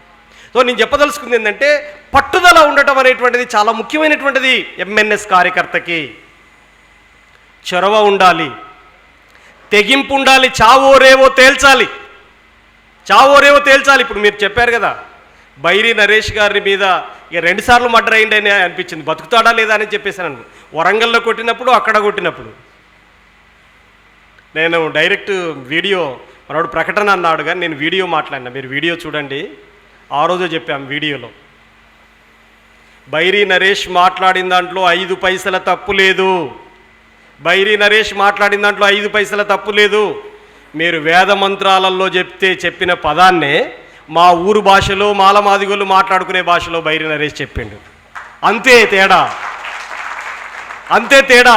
మీకు వచ్చిన సంస్కృతం మీరు ఏది మాట్లాడండి, అందులో ఉన్న అర్థం, నరేష్ మాట్లాడిన అర్థంలో చిన్న తప్పు ఉంటే దేనికైనా ఉంటాం అని చెప్పాము ఆ రోజు. చిన్న తప్పు ఉంటే, అందుకే విడమర్చి చెప్పడం అనేటువంటిది చాలా అవసరమైనటువంటిది. ఆ రూపంలో తెగింపు సైతం. మన మీద నిర్బంధాలు రావచ్చు, మన మీద దాడులు జరగవచ్చు, ప్రతిఘటన జరగవచ్చు, కానీ మీరు ఎప్పటికీ భవిష్యత్ తరాలకి ఒక మార్గదర్శకులుగా నిలబడతారు. ఎందుకోసం చనిపోయింది? ఒకవేళ నన్ను చంపుతారు, నాకు తెలుసు చంపుతారని, నేను చనిపోతా అని చెప్పేసి జీవించడం మామూలు విషయం కాదు. అందుకని అలాంటి తెగింపుతోటి పనిచేయటం అనేటువంటిది చాలా ముఖ్యమైనటువంటి విషయం అనేటువంటిది మీరు గుర్తుపెట్టుకోవాలి. అట్లా ఎంఎన్ఎస్ కార్యకర్తలుగా మీకు ఒక లక్ష్యం ఉండాలి. అదేవిధంగా మీరందరూ నాయకులు కావాలి ఎంఎన్ఎస్లో. నేను బ్రీఫ్గానే చెప్తున్నాను, మన వాళ్ళకి ఆలస్యం అవుతుంది కాబట్టి. ఓకే, ఎంఎన్ఎస్లో నాయకులకు ఎదిగేటువంటి వాళ్ళకి కొన్ని లక్షణాలు ఉండాలి. ఏమిటి ఆ లక్షణాలు అని చెప్పేసి అనుకున్నప్పుడు, ఒకటి, ఏదన్నా ఒక ఘటన జరిగితే దాని మీద ఏం చేయాలి అనేటువంటి నిర్ణయం చేయగలిగే శక్తి ఉండాలి. నిర్ణయాలు చేయగలిగే శక్తి ఉండాలి. నెంబర్ 1 నిర్ణయం చేయగలిగే శక్తి ఉండాలి. నెంబర్ 2 ఆ నిర్ణయం అమలు జరుగుతుందో లేదో చెక్ చేయాలి, తనిఖీ చేయాలి. చెక్ చేయగలగాలి, తనిఖీ చేయగలగాలి. నెంబర్ 3 ఆ నిర్ణయాన్ని సమీక్షించాలి, ఏ రూపంలో అమలైందో కాలేదో అనేది సమీక్షించాలి. నెంబర్ 4 అందులో ఉన్నటువంటి బలహీనతల్ని వెతికి పట్టుకోవాలి. నెంబర్ 5 బలహీనతల్ని తగ్గించి బలం పెంచే విధంగా మార్గదర్శకాలు ఇవ్వాలి. ఇది నాయకుడి యొక్క గొప్పతనం. మీరందరూ నాయకులుగా ఆ పాత్ర నిర్వహించాలి. మీ కింద చాలామంది మీ ఆలోచనల్ని అనుసరించడానికి వచ్చేటువంటి వాళ్ళకి ఇట్లాంటి విషయాలు నేర్పాలి, చెప్పాలి. ఉదాహరణకి నువ్వే నాయకుడు అయితే, ఉదాహరణకి మీరు దీని ఎగ్జాంపుల్ ఆర్టీసీ బస్సు చూడండి. మొత్తం ముందు కండక్టర్ డ్రైవరే ఎక్కుతారు, ఎక్కి ఆ టికెట్ పట్టుకొని పోతే టికెట్లు కొట్టిన తర్వాత ముందు చెకింగ్ ఉంది అంటారు. విన్నారు కదా? మధ్యలో ఒక ఇద్దరు వచ్చి చెక్ చేస్తాడు, వీడు కరెక్ట్ ఇస్తాడా లేదా అని చెప్పేసి చెక్ చేస్తారా చేయరా? సాయంత్రం డ్యూటీ అయిపోయిన తర్వాత సమీక్షిస్తారు, ఇంత టార్గెట్ పెట్టి పంపించాము, ఎంత డబ్బు వచ్చిందని చెప్పి సమీక్షిస్తారు. నిర్ణయం చేసి వీళ్ళిద్దరు పోవాలి, ఈ రూట్లో పోవాలని. ఇగో భద్రాచలం రూట్లో పోతే మరింత డబ్బు అవుతుందని చెప్పేసి రూట్లో పంపించలు నిర్ణయం చేసి, తర్వాత టికెట్లు సరిగ్గా ఇస్తాడో లేదా అని చెక్ చేయడానికి వస్తారు, తనిఖీ చేస్తారు ఇద్దరు వచ్చి. ఆ తర్వాత సాయంత్రం వచ్చిన తర్వాత మనం పెట్టిన టార్గెట్కి రీచ్ అయిందో కాలేదని సమీక్షిస్తారు. సమీక్షించిన తర్వాత మనం చెప్పిన దానికంటే ఎక్కువ వచ్చిందని చెప్పేసి అనుకున్నప్పుడు నీకు బహుమతి ఇస్తా, అవార్డు ఇస్తా అంటాడు. తక్కువ వస్తే నువ్వు సరిగ్గా చేయలేకపోతున్నావు, మళ్ళీ ఇంకో రూట్లో పెడతానని చెప్పేసి అంటాడు. అంటే ఒక గవర్నమెంట్ బూర్జువా రాజ్యాంగ యంత్రాంగంలో ఉన్నటువంటి వాళ్ళే ఈ రకమైనటువంటి ఆచరణ ద్వారా చేస్తున్నటువంటి ఆ సందర్భంలో ఈ సమాజాన్ని సమూలంగా మార్చాలని చెప్పి కోరుకుంటున్న మనం అట్లాంటి వాటన్నిటిని కూడా మనం ముందుకు తీసుకెళ్ళగలగాలి. నాయకుడు అంటే నడిపించేవాడుగా ఉండాలి, తాను నడుస్తూ తన అడుగుజాడల్లో నడిపించేవాడుగా ఉండాలి. మీరు కూడా అంతే. నాయకుడికి బలహీనతలు ఉంటే ఆ మొత్తం కింది ఉన్నటువంటి నెట్వర్క్ అంతా బలహీనమైనటువంటి సమాజాన్ని నిర్మిస్తుంది, అంటే బలహీనమైనటువంటి సంఘాన్ని నిర్మిస్తుంది. నాయకుడు బలవంతుడైతే ఒక బలవత్తరమైనటువంటి సంఘాన్ని నిర్మిస్తాడు. అందుకే నాయకుడి యొక్క శక్తి సామర్థ్యాలపైన ఆధారపడి ఉంటుంది. ఎలా ఉండాలి నాయకుడు? నేను బైరి నరేష్ ఇద్దరం కలిసి ఒక తాడి చెట్టు కొట్టడానికి వెళ్ళాం. నేను ఉదయం 10 గంటలకు పోయి తాడి చెట్టు కొట్టడం ప్రారంభించాను.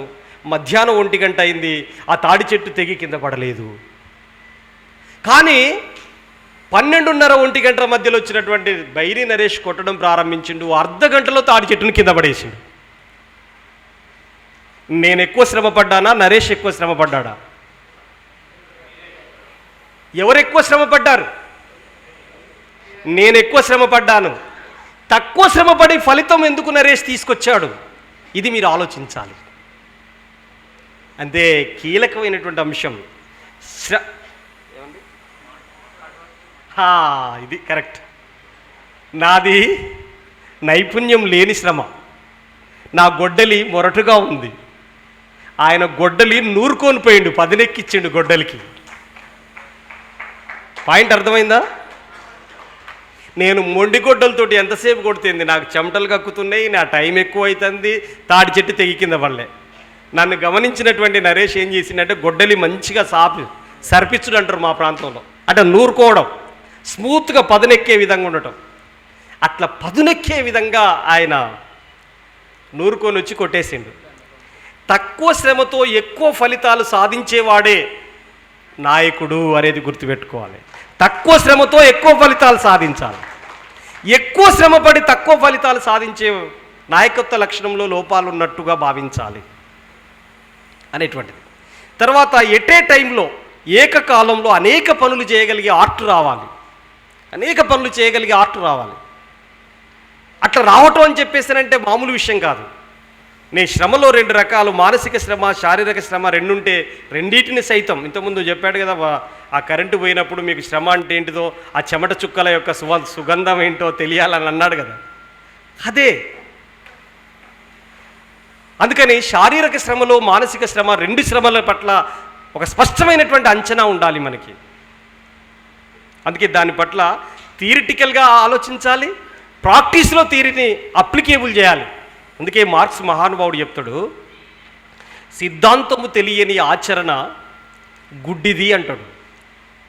ఆచరణ లేని సిద్ధాంతం కుంటిది అంటాడు. సిద్ధాంతం లేని ఆచరణ గుడ్డిది, ఆచరణ లేని సిద్ధాంతం కుంటిది అంటాడు. ఎంఎన్ఎస్లో రెండు ఉండాలి. ఎంఎన్ఎస్లో రెండు ఉండాలి. ఎట్లుండాలి? సిద్ధాంతం లేకుండా ఆచరించావనుకో గుడ్డెద్దు చీలబడ్డట్టు ఎటుపడతాడే తిరుగుతావు. కానీ ఆచరణ లేకుండా నాకు బాగా సిద్ధాంతం బుర్రకెక్కింది, నేను ఎవరికి చెప్తలేను, 500 బొమ్మనైపోయినా ఏం లాభం? ఆచరణ లేని సిద్ధాంతం వల్ల ఏం లాభం? అందుకనే రెండిట్లో ఉండాలి, అధ్యయనంలో ఆచరణలో. ఆ రెండింటిని సమపాలనలో నిరంతరం జ్ఞానం నేర్చుకునే విధంగా ఉండాలి. ఎంఎన్ఎస్ సభ్యుడు నిరంతరం నేర్చుకున్న జ్ఞానాన్ని ఆచరించే విధంగా ఉండాలి. ఒకవైపు అధ్యయనం, మరొక వైపు ఆచరణ, ఈ రెండింటిని కలగలిపి ముందుకు సాగేవాడుగా ఎంఎన్ఎస్ నాయకుడు ఉండాల్సిన అవసరం ఉంటుంది. అందుకని ఆ రూపంలో అన్ని రకాల లక్షణాలని మనం, మంచి లక్షణాలని, అన్ని రకాల లక్షణాలు అంటే చెడు లక్షణాలు కూడా ఉంటాయి, మంచి లక్షణాలన్నింటినీ అలవర్చుకోవాల్సిన అవసరం ఉంది అనేటువంటిది మీ దృష్టికి తీసుకొస్తున్నాను. ఉదాహరణకి కంపేర్ చేస్తూ మాట్లాడటం. ఇప్పుడు మనుస్మృతిలో 2685 శ్లోకాలు ఉన్నాయి, 14 మంది మనువులు రాశారు, 7వ మనువు మనుస్మృతి రాశాడు. ఇగో ఇవన్నీ ధర్మాలుగా చెప్పాడు. వీటికి భారత రాజ్యాంగానికి మధ్యలో ఉన్నటువంటి వైరుధ్యం ఏంటి? అది చెప్పాలి. భారతదేశంలో ఒక అంతర్యుద్ధం జరుగుతుంది, అంతర్యుద్ధంలో అంతిమ విజయం మనదే కావాలి అంటే ఏం చేయాలి? ఇది చాలా ముఖ్యమైనటువంటిది. చాతుర్వర్ణ వ్యవస్థ శిష్టాన్ని వాళ్ళు తీసుకొచ్చారు. తలలోకి వెళ్ళి మనిషి పుట్టాడు, భుజాల్లోకి వెళ్ళి పుట్టాడు, తొడల్లోకి వెళ్ళి పుట్టాడు, పాదాల కిందికి వెళ్ళి పుట్టాడు అని చెప్పారు. అందుకనే తలకాయలకి వెళ్ళి బ్రాహ్మణులు పుట్టారని వాళ్ళు అంటున్నారు, తల్లి గర్భంలోకి వెళ్ళి పుట్టానని చెప్పేసి భారత రాజ్యాంగం చెబుతుంది. తల్లి గర్భంలోకి వెళ్ళి పుట్టినటువంటి మనకి, తలకాయలోకి వెళ్ళి పుట్టిన వాళ్ళకి మధ్యలో అంతర్యుద్ధం జరుగుతుంది. అంతిమంగా గెలవాల్సింది తల్లి గర్భంలోకి వెళ్ళి పుట్టినటువంటి మనమే గెలవాల్సిన అవసరం ఉంటుంది అనేటువంటిది మీరు గుర్తుపెట్టుకోవాలి. అది ఎందుకు తప్పుడు సిద్ధాంతమో చెప్పాలి. ఈరోజు ఒక కాలేజీకి వెళ్ళి విద్యార్థికి చెప్పు, బ్రాహ్మణుడు ఎందుకు ఎక్కువ కులమయ్యిండు? తలకాయ పైకి ఉంది కాబట్టి అల్లకెళ్ళి పుట్టిండు కాబట్టి ఎక్కువైండు అని చెప్పి వాడు చెబుతున్నాడు. ఆ తల్లి నవమాసాలు, ఏ తల్లి అయినా నవమాసాలు మోస్తే కంటే పుట్టేవాడు మనిషి. ఇది రైటా రాంగా? ఏ తల్లైనా నవమాసాలు మోస్తే స్త్రీ పురుష లైంగిక సంపర్కం జరగకుండా ఒక తల్లి నవమాసాలు మోయకుండా కొత్త జననం ఉందా? లేదు. కానీ అదేం చెప్పింది మనుస్మృతి? ఈ కంపేర్ చేస్తూ చెప్పడం ఆర్ట్. ప్రొఫెసర్ కంచాయిలే సార్ మాట్లాడుతున్నప్పుడు చెప్పారు, ఇంతకుముందు కూడా మన కాసిం చెప్పాడు ఆ విషయం. ఒక బర్రెకి ఒక ఆవుకు మధ్యలో ఉన్నటువంటి డిఫరెన్స్, మనం ఒక ప్రత్యామ్నాయాన్ని సృష్టించడం అంటే ఆల్రెడీ పాతకాలానికి ప్రతినిధులు ఉన్నటువంటి వాళ్ళు పాతకాలపు భావాజాలాన్ని ఈ ఆధునిక యుగం మీద వెదజల్లి ఈ ఆధునిక జ్ఞానాన్ని అధాపాతాలలోకి తొక్కాలని చూస్తారు. దానికి ప్రత్యామ్నాయం ఏం చేయాలి మనం అనేటువంటిది నిరంతరం ఆలోచించాలి. ఆలోచించడమే కాదు, ప్రత్యామ్నాయాన్ని చూపెట్టాలి. నేను ఒకసారి టీవీ డిబేట్లో కూర్చున్నాను. ఒక ఆర్ఎస్ఎస్ సంబంధించిన నాయకుడు దాంట్లో వేదిక మీద ఉన్నాడు. నువ్వు జగిత్యాలలో ఇట్లా మాట్లాడావు, నన్ను అంటున్నాడు, నువ్వు జగిత్యాలలో ఇట్లా మాట్లాడావు, బస్సు ఎక్కి మాట్లాడావు. బస్సు యాత్రలో వచ్చాను నేను, అప్పుడు రాష్ట్రమంతా తిరిగాను తెలంగాణ. ఆ జగిత్యాలలో నువ్వు ఇట్లా మాట్లాడావు, స్కైలాబ్ బాబు, ఆవు మా తల్లి, ఆవును కోస్తే ఆవును కోసిన నల్లగా వస్తామని అన్నాడు ఆయన. ఆవు మీ తల్లి అని నేను అన్నా. మళ్ళీ చెప్పు, ఆవు మీ తల్లి అని అడిగిన. ఆవు మా తల్లి అన్నాడు, 10 సార్లు అన్నాడు తల్లి అని. నేనేమన్నానో తెలుసా? మా తల్లి పేరు బ్రహ్మదేవి, మా నాన్న పేరు నారాయణ, మీ తల్లి ఆవు అయితే మీ తండ్రి ఎద్దు కావాలి కదా అన్న. నేను మా తల్లికి మొక్కుతా, మా తండ్రికి మొక్కుతా.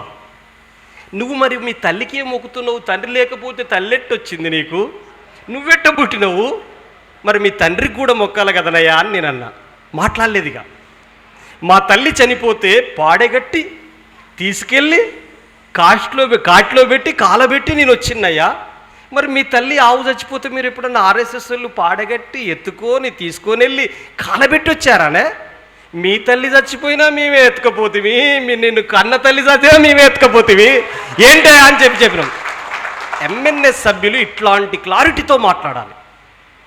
కాసేపు నీ మీద దాడి జరగవచ్చు, నిర్బంధం జరగవచ్చు, కానీ నువ్వు చెప్పిన దాంట్లో శాస్త్రీయత ఉంది. నువ్వు చెప్పిన దాంట్లో వాడిని అండర్మైన్ చేయడానికి ఉపయోగపడుతుంది, అది తప్పుడు సిద్ధాంతం అని చెప్పడానికి ఉపయోగపడుతుంది.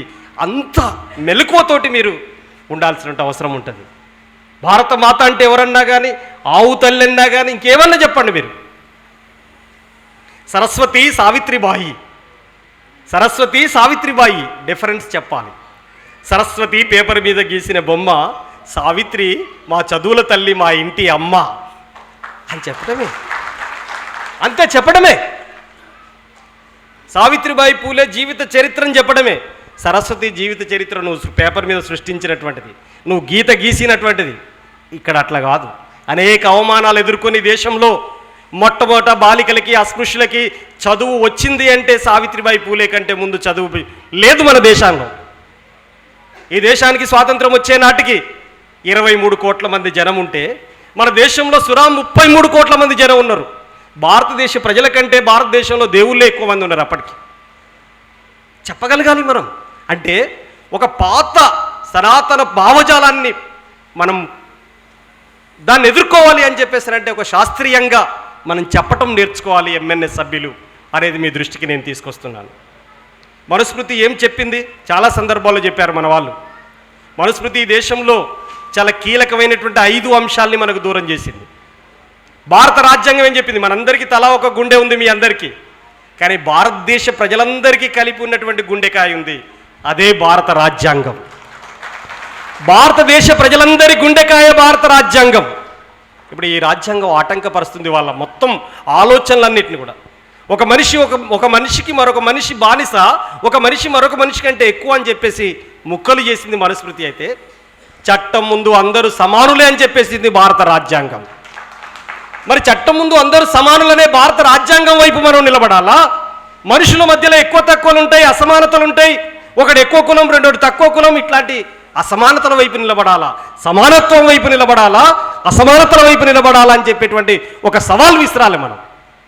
అందుకే రాజ్యాంగం యొక్క ఔన్నత్యాన్ని ముందుకు తీసుకెళ్లాలంటే మనుస్మృతిలో ఉన్న లోపాలేంటో మనకు అర్థం చేసుకోవాలి. నువ్వు చదువుకోకూడదు, నీకు భూమి ఉండకూడదు, నీ స్త్రీల మెడలో బంగారం ఉండకూడదు, నువ్వు ఆయుధం పట్టకూడదు, నువ్వు అధికారంలోకి రావద్దని చెప్తుంది మనుస్మృతి. నో, అదంతా తప్పు అని చెప్తుంది. భూమి వాడు ఉండకూడదు అనేటువంటి ఒక మానసిక చట్టమే ఈరోజు ఎంత దూరం తీసుకొచ్చిందో తెలుసా మీ అందరికీ? నేను వరంగల్ జిల్లాలో ఒక ఊరికి వెళ్ళి రాస్తున్నా. వాళ్ళందరికీ విష జ్వరాలు వస్తున్నాయని చెప్పి నేను రాస్తుంటే ఒక ముసలమ్మ ఊరికొచ్చింది. 10 సంవత్సరాల కింద ముచ్చట చెప్తున్నా. ఒక ముసలమ్మ ఊరికొచ్చి తన కొంగు వరిచింది నా దగ్గరికి వచ్చి. అట్లా కొంగు ఉంటుంది, పైట కొంగు తెలుసుగా మీకు? ఈ పైట కొంగు వరిచింది. పరిచయం అన్నదో తెలుసా? అందరూ బాడుకావులే వస్తారు, రాసుకొని పోతారు, ఏ బాడుకావు ఏం చేసింది లేదు మాకు అన్నది. బాడుకావు అన్నది ముసలమ్మ. బాగా వినండి. అందరూ బాడుకావులు వస్తారు, రాసుకొని పోతారు, ఏ బాడుకావు ఏం చేసింది లేదు మాకు అన్నది. అరే, ఈ ముసలమ్మ బాడుకావు అంటుంది ఏందిరా అని నేను పరేషాన్ అవుతున్నా. కానీ మీరు బాగా గుర్తుపెట్టుకోండి, ఆ ముసలమ్మ బాడుకావు అని ఒక 5-6 సార్లు అన్నది, కానీ ఇంకో 20 సార్లు అంటే బాగుండి అనిపించింది నాకు తర్వాత. కానీ నన్ననాలనా, ఎంపీని అనాలనా, నన్ననాలనా, ఎమ్మెల్యేని అనాలనా, నన్ననాలనా, జెడ్పీటీసీని అనాలనా, ఎంపీపీని అనాలనా అనేదే తేడా. కానీ బాడుకావు అయితే అనాలి పక్క. ఏమన్నదో తెలుసా? అట్లా అన్న తర్వాత, ఏందమ్మా నీ బాధ ఏంటో చెప్పమ్మా, ఇక్కడ అంతా చికెన్ గున్యా, విష జ్వరాలు, మలేరియా, డెంగ్యూ వచ్చినాయట ఈ దళిత వాడలో అని చెప్పేసి నన్ను ఆమెకు బోధకాలు ఉంది ఆమెకి. అయితే నేను ఆ ఇంటికాంచి రాసి ఇంకో ఇంటికి పోయిన తర్వాత మా తల్లికి ఎంత మాతృమూర్తి, అంత స్త్రీకి ఎంత మానవీయత ఉంటుందో. ఆ తల్లి నా దగ్గరికి వచ్చి ఈ రెక్క పట్టుకొని, బాధపడ్డవా కొడుక, ఎంత బాగా అంటుంది. మళ్ళా అక్కడ బాడుకావని 5 సార్లు అన్నది, ఇక్కడికి వచ్చి బాధపడ్డవా కొడుక అని మోచేయి పట్టుకున్నది నా దగ్గరికి వచ్చి. ఏంటిదమ్మా అంటే ఆమె చెప్పింది, నేను మా ఫాదర్ చనిపోయినప్పుడు కూడా ఏడవలే, అప్పుడు ఏడ్చిన నేను. నాకు అసలు జనరల్గా ఏడుపు రాకుండా ధైర్యంగా ఉంటాను నేను, కానీ ఏడుపు వచ్చింది. ఏమన్నా తెలుసా తల్లి? బాధపడ్డవా కొడుక, నా మగడు గడి మంచంలో గురకబెడుతున్నాడు, కొద్దిసేపట్లో నా మగడు చచ్చిపోతాడు, అందరికీ భూములు ఉన్నాయి, భూములల్లో కాలేస్తారు కొడుక, నా మొగన్ని కాలేయటానికి 6 అడుగుల నేల లేదు కొడుక. 65 ఏళ్ల స్వాతంత్రమా, సిగ్గుతో తలదించుకోవాలా వద్దా మీరు చెప్పండి? శవాన్ని పూడ్చుకునేటువంటి స్థలం లేదని చెప్పేసి ఆ తల్లి అన్నది. పైగా ఆయనకు కుష్టి వ్యాధి ఉంది. ఆ కులం వాళ్ళు కూడా పట్టుకోవడానికి సిద్ధపడట్లేదు. గురునానక్ ఎప్పుడో కూర్చొని కుష్టి వ్యాధి ఉన్నలతో కూర్చొని అన్నందినాడు. ఈ ఎంగిలి ఇదంతా ఏముండదు. మీరు ప్రపంచంలో ఏ దేశానికైనా వెళ్ళండి, బ్రాహ్మణులు పెట్టిందే ఎంగిలి అనేది, అసలు ఎంగిలే ఉండదు. అన్ని దేశాల్లో, నేను రష్యా పోయినప్పుడైతే అందరూ ఒకటే, రష్యాలో అయితే ఇట్లా కూర్చుంటే ఒక బాటిల్లో నీళ్ళు ఇట్లా అందరూ మూతి గుచ్చి తాగుడే. కానీ ఈడ పైకి వెళ్ళి పోసుకోరా అంటారు కదా. ఆ కుష్టి వ్యాధి ఉన్నదని చెప్పేసి ఆ శవం దగ్గర కూడా ఎవరు రాలే. చనిపోతే కాలేసుకోవడానికి భూమి లేదు. ఏ మనిషికైనా కావాల్సింది 3 ముఖ్యమైనటువంటి భూములు గుర్తుపెట్టుకోండి మిత్రులారా. ఒకటి 6 అడుగుల నేల, రెండోది 60 గజాల నేల, చివరిది కనీసం అరెకరం నేల. 6 అడుగుల నేల అంటే కోటీశ్వరుడైనా కోటి గతిలోనే చచ్చిపోతే బొంద పెట్టుకునేటువంటి బొందలగడ్డ స్థలం. 60 గజాల భూమి అంటే నీడనిచ్చే ఇంటి స్థలం. చివరిది అరెకరం భూమి అంటే భార్యాభర్తలు 2 పిల్లలుంటే తిండి గింజలు వండేటువంటి భూమి. ఈ భూమి ఎందుకు లేకుండా పోయింది? ఇక్కడి నుంచి అక్కడికి లింకు పెట్టాలి ఎంఎన్ఎస్ సభ్యుడు. శూద్రుల ఆస్తులు కలిగి ఉండరాలని చెప్పి మరుస్మృతి చెప్పింది. దానికి ప్రతినిధిగా ఆర్ఎస్ఎస్ ఉంది, బీజేపీ ఉంది. చట్టం ముందు అందరు సమానులని బాబాసాహెబ్ అంబేద్కర్ చెప్పిండు. అందరి చేతుల్లోకి భూమి రావాలి, భూమి జాతీయకరణ చేయాలని చెప్పేసి బాబాసాహెబ్ అంబేద్కర్ చెప్పిండని చెప్పి లింకు పెట్టాలి మనం. ఇది తేడా. ఎంఎన్ఎస్కు మిగతా వాళ్ళకున్న తేడా అట్లా ఉండాలి. అది చెప్పగలగాలి. ఆ కుష్టి వ్యాధి వచ్చిందని చెప్పేసి వాళ్ళు రాకపోతే కేవీపీఎస్ అప్పుడు వరంగల్ జిల్లా సెక్రటరీగా ఉన్నాం, మన నరేష్ ఎస్ఎస్ఎఫ్ లీడర్గా ఉన్నాడు. అప్పుడు కాకతీయ యూనివర్సిటీలో ఉండేది. ఆ చుట్టుముట్టున్నటువంటి 18 మంది కార్యకర్తల్ని పిలిచి, ట్రాక్టర్ ఇస్తలేడు దూరం పోవాలంటే, 4 కిలోమీటర్ల దూరంలో ఆ శవాన్ని పూడ్చాలి, పోరంబోకు భూమి ఉందంటే. ఎక్కడెవడు భూమిలో పెడతారు. చెరువు ఎండితే చెర్ల పెట్టాలి, చెరువు నిండితే కట్టకు పెట్టాలి. కట్టకు పెట్టనిత్తలేరు, చెర్ల పెట్టనిత్తలేరు. కొద్ది దూరం దాకా పాడేగట్టి మేము వెళ్ళి తీసుకెళ్తా ఉంటే వెనక నడిచి వచ్చారు తప్ప పాడే పట్టుకోవడానికి సిద్ధపడలే. వితిన్ ద కులంలో ఉన్న వాళ్ళు కూడా పోలే. నేను సైతం పాడే పట్టుకొని 4 కిలోమీటర్ల దూరం పాడ మీద ఎత్తుకెళ్ళి ఆడ అంత్యక్రియలు జరిపించి ఆ తర్వాత వచ్చిన నిండు వర్షంలో.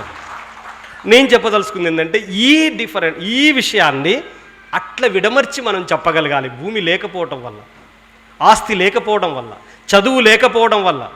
చదువు దోపిడీ చేయిస్తుంది, దోపిడీని ఎదిరిస్తుంది. చదువు దోపిడీ చేయనిస్తుంది, దోపిడిని ఎదిరిస్తుంది. చదువుకు 2 రకాలు ఉంటుంది. ఎగ్జాంపుల్ చెప్తాను నేను. ఈయన నా తండ్రి, ఆ పక్కనుండి ఒక దొర. ఆ దొరకు చదువు వస్తుంది, నాకు చదువు వస్తుంది, మా నాన్నకు చదువు రాదు. బ్రిటిష్ వాళ్ళు చదువు నేర్పింది వాళ్ళకు వ్యతిరేకంగా, మాకు వ్యతిరేకంగా పోరాడమని తెలియకుండానే చెప్పినట్టు. అటనే ఆయన వచ్చి మా ఫాదర్కి చదువు రాదు కాబట్టి మాకున్న 2 ఎకరాలు ఇక్కడ రారా వెంకటయ్యనగానే పోయి సంతకం పెడుతున్నాడు. నేను దగ్గర పోయి, నాన్న ఏంటిది అంటే, సంతకం పెట్టమన్నారు రా మన పటేల్ అనగానే నేను చదువుకున్నా కదా, మా భూమినంతా వాడు గుంజుకుంటాడని తెలిసి ఆ పేపర్ చింపేసిన పోయి. నేను వాడు చదువుకొని మా భూమిని లాక్కుంటాడు, నేను చదువుకొని మా భూమిని రక్షించిన. చదువుకు 2 ఆయుధాలు ఉంటాయి.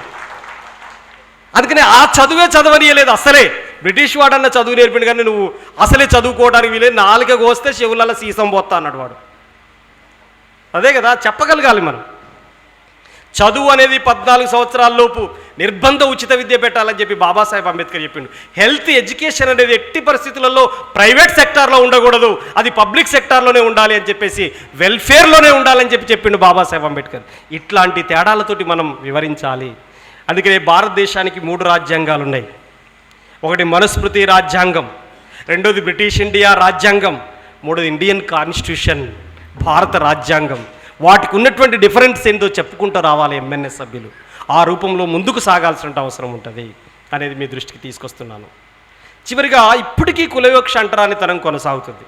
ఈ లక్షణాలన్నీ మీకు ఉన్నప్పటికీ ఇంకా నాకైతే కులాంతర పెళ్ళిళ్ళు జరుగుతున్నప్పుడు, కుల వివక్ష అంటరానితనం జరుగుతున్నప్పుడు నాకు ఒక వాట్సాప్లో ఓ జేఎన్టీయూ విద్యార్థి డప్పు కొట్టలేదని చెప్పేసి ఆయన్ని కొట్టారు, అంతే కదా. ఆ విషయం మీద ఇమ్మీడియట్లీ ఎస్సీ కమిషన్ దగ్గర పోయినా, నాకు వీడియో పెట్టగానే. ఎక్కడైనా అప్పటికే నరేష్ పెట్టిన వీడియోని, మాట్లాడిన వీడియోని ఆ ఎస్సీ కమిషన్ చైర్మన్ చూసిండట. చూసిన తర్వాత నేను పోయి రిప్రజెంటేషన్ ఇచ్చిన కేవీపీఎస్ తరఫున. నేను రిప్రజెంటేషన్ ఇయ్యగానే అటు నరేష్ ఇటు ఈయన, ఆయన యూట్యూబ్లలో వస్తాడు, ఈయన యూట్యూబ్లలో వస్తాడు. ఒకేసారి ముప్పెట దాడి చేస్తున్నారని ఆ వెంకటయ్య అని చైర్మన్. ఏంటి స్కైలాబ్ అన్న ముప్పెట దాడి, నరేష్ అన్న వీడియో మాట్లాడినా నువ్వు ఎమ్మటే కాగితం పట్టుకొని రానే వచ్చినావు అని అన్నాడు. నువ్వు ఇమ్మీడియట్లీ అరెస్ట్ చేస్తావా లేదంటే 6గురిని, మనోడు వీడియో మాట్లాడుతుంటే 6గురిని అరెస్ట్ చేశారు అక్కడ. కానీ చాలామంది ఉన్నారు నిందితులు. 6గురిని ఎందుకు చేసినావు, మిగతా వాళ్ళని ఎందుకు చేయలేదని నేను కాగితం ఇచ్చిన మళ్ళా. అంటే నేను మీ దృష్టికి తీసుకురాదలుచుకుంది ఏంటంటే అట్లాంటి విషయాలు వచ్చినప్పుడు మీ వాయిస్ ద్వారానైనా తీసుకెళ్ళటం. ఇప్పటికీ కులయోక్ష అంటరాంతనం కొనసాగుతుంది. ఒక చిన్న అంశం చెప్పి ముగిస్తా.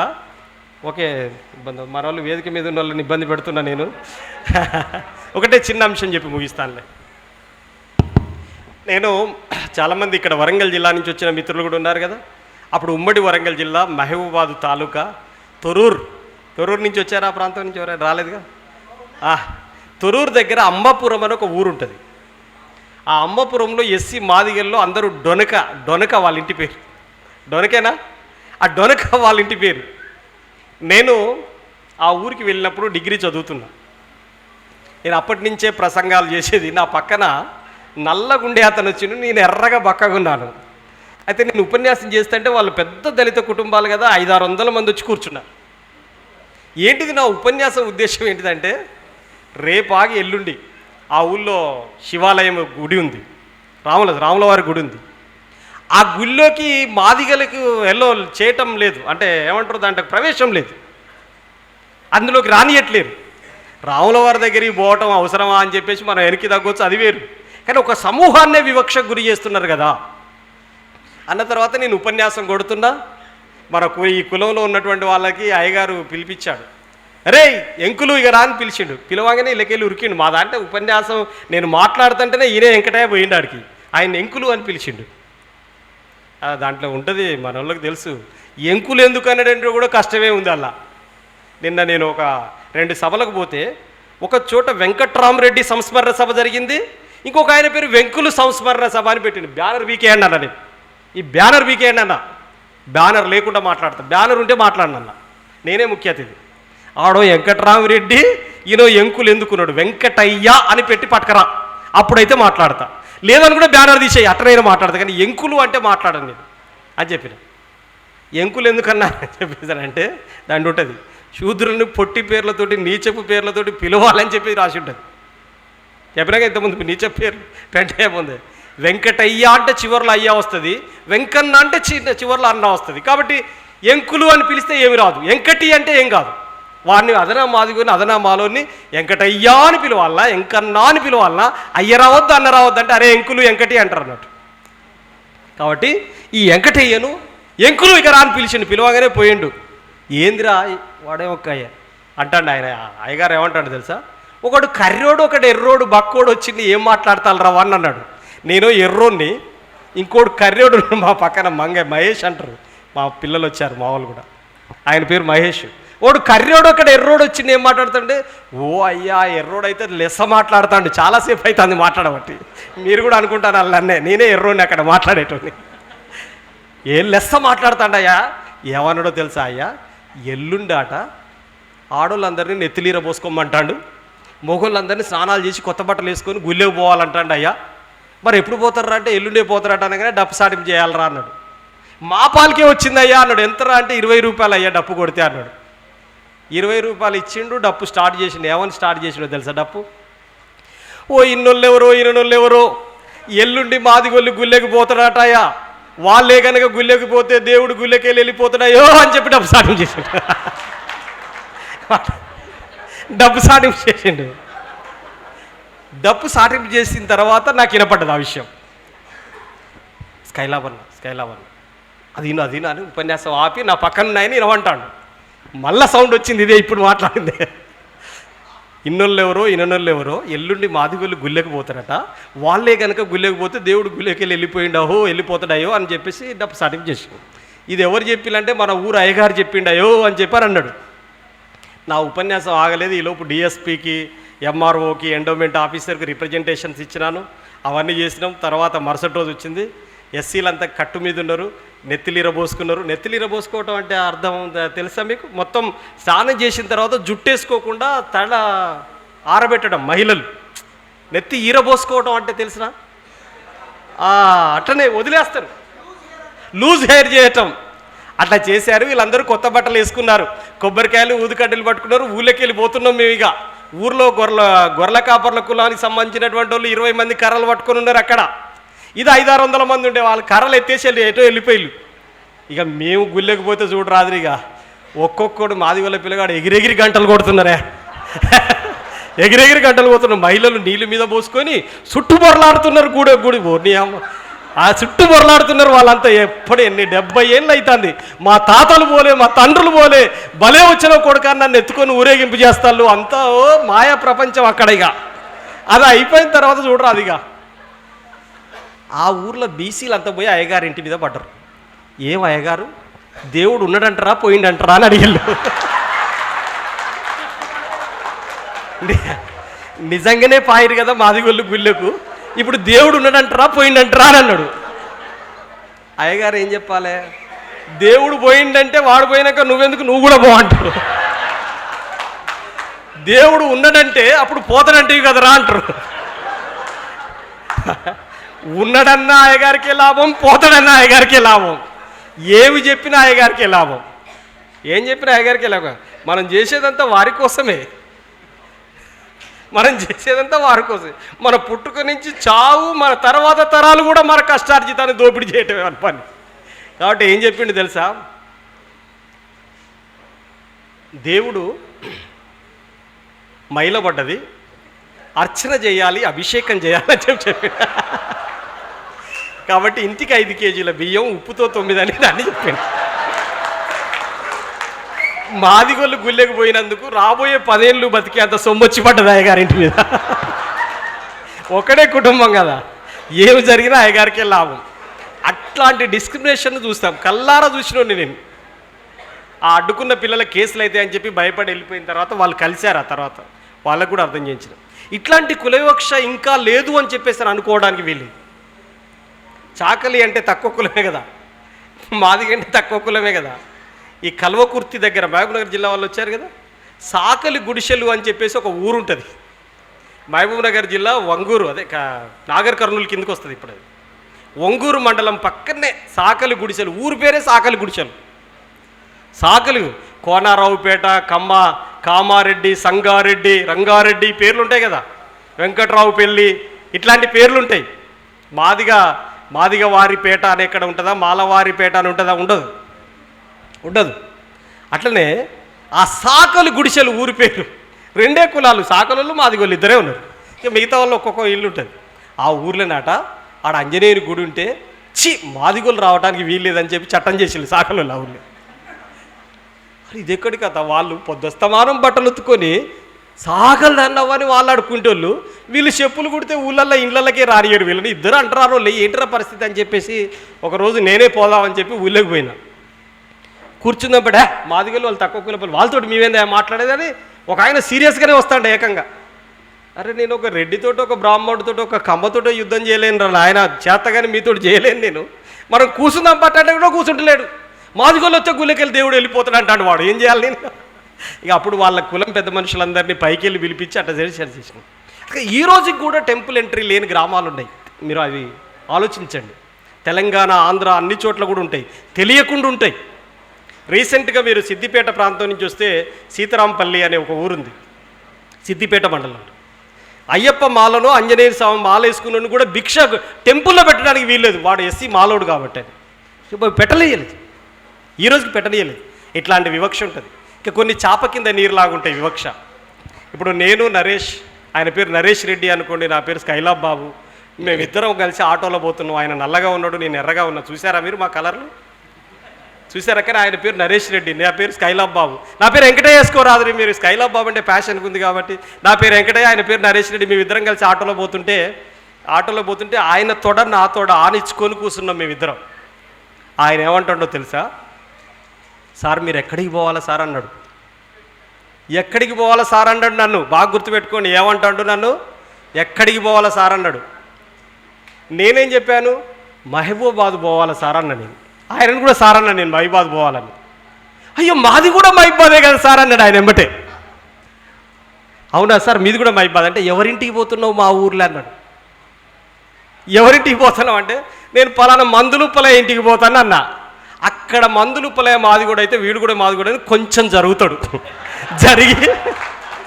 కొంచెం జరిగి భలే టైట్గా ఉంది కదా సార్ అంటాడు. ఇది వివక్ష, ఇది అర్థం కాని వివక్ష. అవన్నీ అర్థమయ్యేటి. అర్థం కాకుండా వివక్ష ఎట్లుంటుందో పసిగట్టడం కూడా ఆర్టే. ఎంఎన్ఎస్ సభ్యులు ఆర్ట్గా ఆలోచించాలి. ఇట్లాంటి వాటిని కూడా పసిగట్టాలి. వాడు కాలేజీలో న్యాయమిటే ఉంటాడు. కులవివక్ష రూపాలు కూడా అన్నావు కదా, నా దాంట్లో ఉన్నది ఆ జాబితాలో. మేమిద్దరం క్లాసులో అరే అంటాడు, అరే నరేష్ గారు అని పిలితే ఏందిరా స్కైలావా అని అంటాడు. మంచిగా ఉంటాం, జాగ్రత్తగా నండి. బెంచ్ మీద కూడా కలిసే కూర్చుంటాం. మా అమ్మ టిఫిన్ బాక్స్ పెట్టి పంపుతుంది, వాళ్ళ అమ్మ టిఫిన్ బాక్స్ పెట్టి పంపుతుంది. పంపిన తర్వాత కలిసే తింటాం, అక్కడ అన్నీ చేస్తాం. కానీ ఇంటికి పోయిన తర్వాత నరేష్ రెడ్డి ఏమంటాడో తెలుసు, అరే నరేష్ రెడ్డి అని కూడా నేను పోగానే ఇంట్లోకి వెళ్ళి బయటికి వస్తాడు. బయటకు వచ్చి గనువతలు ఇచ్చుకే ఆలోచిస్తాడు. నాకు మీకు ఏమర్థమైంది ఇప్పుడు? ఇంట్లోకి పోతే వీడి బెంచ్ మీద కూర్చున్నట్టు మళ్ళీ ఇంట్లోకి వచ్చి నా బెడ్ మీద ఎడ కూర్చుంటాడు అని చెప్పి నరేష్ రెడ్డి బయటకు వస్తాడు. కథం, వాడేందిరా మాదిగొల్ల పోరగాడు, వాడు నిన్ను నరేష్ రెడ్డిగా అంటాడేవిరా, రా అంటాడు ఏందిరా అని చెప్పి ఇంట్లో వాడు బెంచ్ మీద కూర్చున్నట్టు బెడ్ మీద కూర్చుంటే మా అవ్వయ్య నన్నదంతారని వాడు బయటకు వస్తాడు. బయటకు వచ్చి ఆలోచిస్తాడు. కనపడుతుందా మీకు? ఇంతకుముందు ఆంధ్ర యూనివర్సిటీలో, ఉస్మానియా యూనివర్సిటీలో 2 పేర్లు ఉండే తెలుసా? వచ్చేటోడు ఎవడరా, రిక్షానా సైకిలా అని అడిగేది. రిక్షా సైకిల్ అంటే మనకు మామూలుగా రిక్షా సైకిల్ అనిపిస్తుంది. అది కాస్త రూపాంతరం చెంది ఏమంటారు, మాడిఫై చేసిళ్ళు దాన్ని. వాడు వార్తా ఈనాడా అని అడిగేది. తర్వాత ఇప్పుడు మాలోడా మాది కూడా అని అడగకుండా వార్తా ఈనాడ పేపర్ల పేరు. వార్త అంటే మాల, ఈనాడు అంటే మాదిగా, 2 పేర్లతో పిలిచేది. వచ్చేటోడు వాడా అని చెప్పేసి పిలిచేటువంటి పరిస్థితి ఉండేది. నేను మన యక్షల పార్క్ దగ్గర ఆఫీస్ ఉన్నప్పుడు నరేష్ వచ్చిండు నా దగ్గరికి. ఒక టీచర్ బాలకృష్ణయ్య శాస్త్రి అని ఒక టీచర్ వచ్చేది. ఆ టీచర్ ఆఫీస్ దగ్గరికి వచ్చి ఏమన్నాడు తెలుసా నన్ను, ఏ స్కైలాబ్ ఏం రా నాకు గురువు అవుతాడు, అరే స్కైలాబ్ ఏం రా కులవివక్ష అంటరాంతనం అని పెద్ద పోరాటం చేస్తేవరా, ఆ మాదిగముడ కొడుకురికి 56 మార్కులు వస్తే వానికి సీట్ వచ్చే, నా బిడ్డకి 86 మార్కులు వస్తే సీట్ రాకపోయా, ఇంకెంతకాలం రా రిజర్వేషన్లు అని ఒకటే లొల్లి నా మీద ఎగురుతూనే ఉన్నాడు. నేను ఆ నక్కలగుట్ట కాడ ఛాయ్ తాగేది మా నరేష్ తెలుసు. అప్పుడు నేను అన్న, సార్ మీరు చాలా ఆవేశంలో ఉన్నారు, ఎట్టి పరిస్థితులలో మన ఇద్దరం కలిసి ఛాయ్ తాగాలి సార్ అన్న. నేను ఇంకెక్కడ తాగుడురా, నా బిడ్డకు సీట్ రాలేదని ఆవేశంలో ఊగిపోతూ ఉన్నాడు. ఊగిపోతూ ఉంటే నేను, సార్ అల్లం ఛాయ్ చెప్పనా సార్ అన్న. నేను అల్లం ఛాయ్ తాగుతారా సార్ అన్న. అది కాదురా అని చెప్పి మళ్ళా రెచ్చిపోతున్నాడు. నేను ఎట్లా కూల్ చేయాలో నాకు అర్థం కావట్లేదు. ఇక అట్లా మెల్లమెల్లగా చెప్పి, అది కాదు కానీ లెమన్ చెప్పు, ఇక లెమన్ చెప్పు అన్నాడు. లెమన్ ఛాయ్ చెప్పిన తర్వాత తాక్కుంటా చెప్పి, రిజర్వేషన్స్ అన్నీ మీకే ఉన్నాయి రా, అదే మాకు ఏం లేవురా అని చెప్పాను. అయితే సార్ మీరు ఎంతసేపు అన్నారు కానీ నేను అప్పుడేమో వినపడలేదు సార్, ఇంతకుముందు ఏమన్నారు సార్ అని మళ్ళీ అన్న. నేను ఇక కూల్ అయిన తర్వాత నేను అందుకున్నా. ఇక లెమన్ టీ తాగిన కదా, కూల్ అయిన తర్వాత నేను అందుకొని ఇంతకుముందు ఏమన్నారు సార్ మీరు అని. వాడేరా మాదిగలిగాడు, మాదిగలిగాని కొడుకు, వాళ్ళ ఊర్లో మాదిగలే కొడుకు అట 56 మార్కులు వస్తే మెడిసిన్లో సీట్ వచ్చిందట. వీళ్ళ బిడ్డకి 86 వచ్చినా రాలేదట. అదే ఎగురుతున్నాడు అప్పటి నుంచి. ఎంతకాలం రా రిజర్వేషన్లు, ఇక ఇంకెంతకాలం అనుభవిస్తారా బీసీలు, ఎస్సీలు, ఎస్టీలు అని దేశంలో ఎన్నెళ్ళు దొబ్బి తింటారా, ఇంకేదో భూత పదం కూడా అన్నాడు. ఎంతకాలం దొబ్బి తింటారా అన్నాడు. ఇక నేను ఓపిక పట్టి చాలా నిమ్మలంగా చెప్పి, సార్ మీరు లెమన్ టీ తాగిలిగా, నేను అల్లం టీ తాగుతా సార్ అన్న. అల్లం టీ తాగిన నేను తాగి, సార్ నాకు కూడా ఎందుకో ఇబ్బంది అనిపిస్తుంది సార్, చాలా ఏళ్ళ కాంచి మా వాళ్ళు ఎందుకో రిజర్వేషన్లు తీసుకుంటున్నారు అనవసరంగా. మా తాత వాళ్ళు తీసుకొని ఉంటారు, మా నాన్న వాళ్ళు తీసుకుంటారు, నేను తీసుకొని ఉంటా. నాకు కూడా ఇష్టం లేదు సార్ ఈ రిజర్వేషన్లు రద్దు చేయాలి సార్. అయితే ఒక పని చేద్దాం సార్, మీ రిజర్వేషన్ మాకు ఇవ్వండి, మా రిజర్వేషన్ మీకు ఇస్తాను సార్, ఒప్పుకుంటారా సార్ అన్న. నేను సింపుల్. మాకెక్కడ ఇరా రిజర్వేషన్లు అన్నాడు.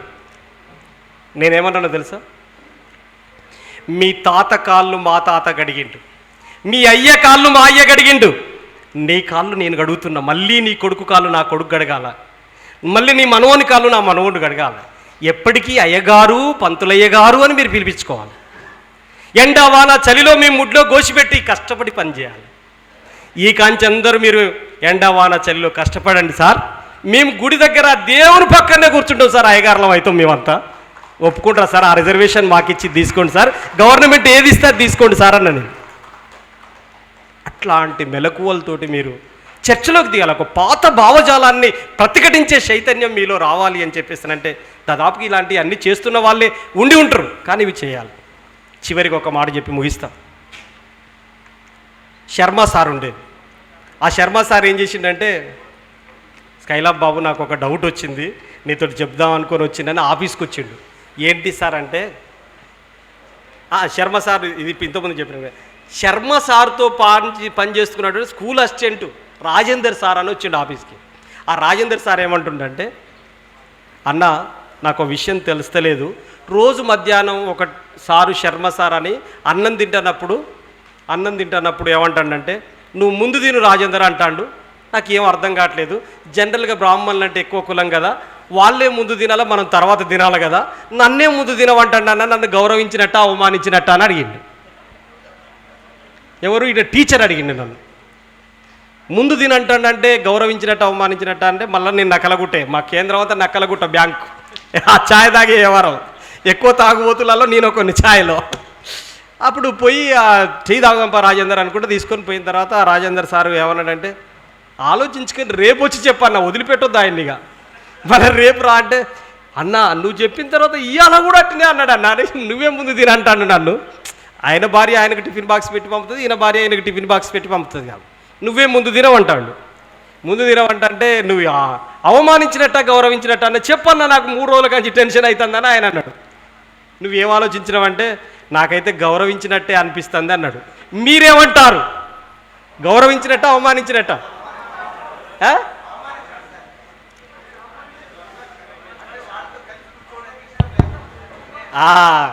ఇక్కడ ఒకటే విషయం గుర్తుపెట్టుకోండి, ముందు తినవంటండు అంటే చాలా ఘోరంగా అవమానించినట్టు.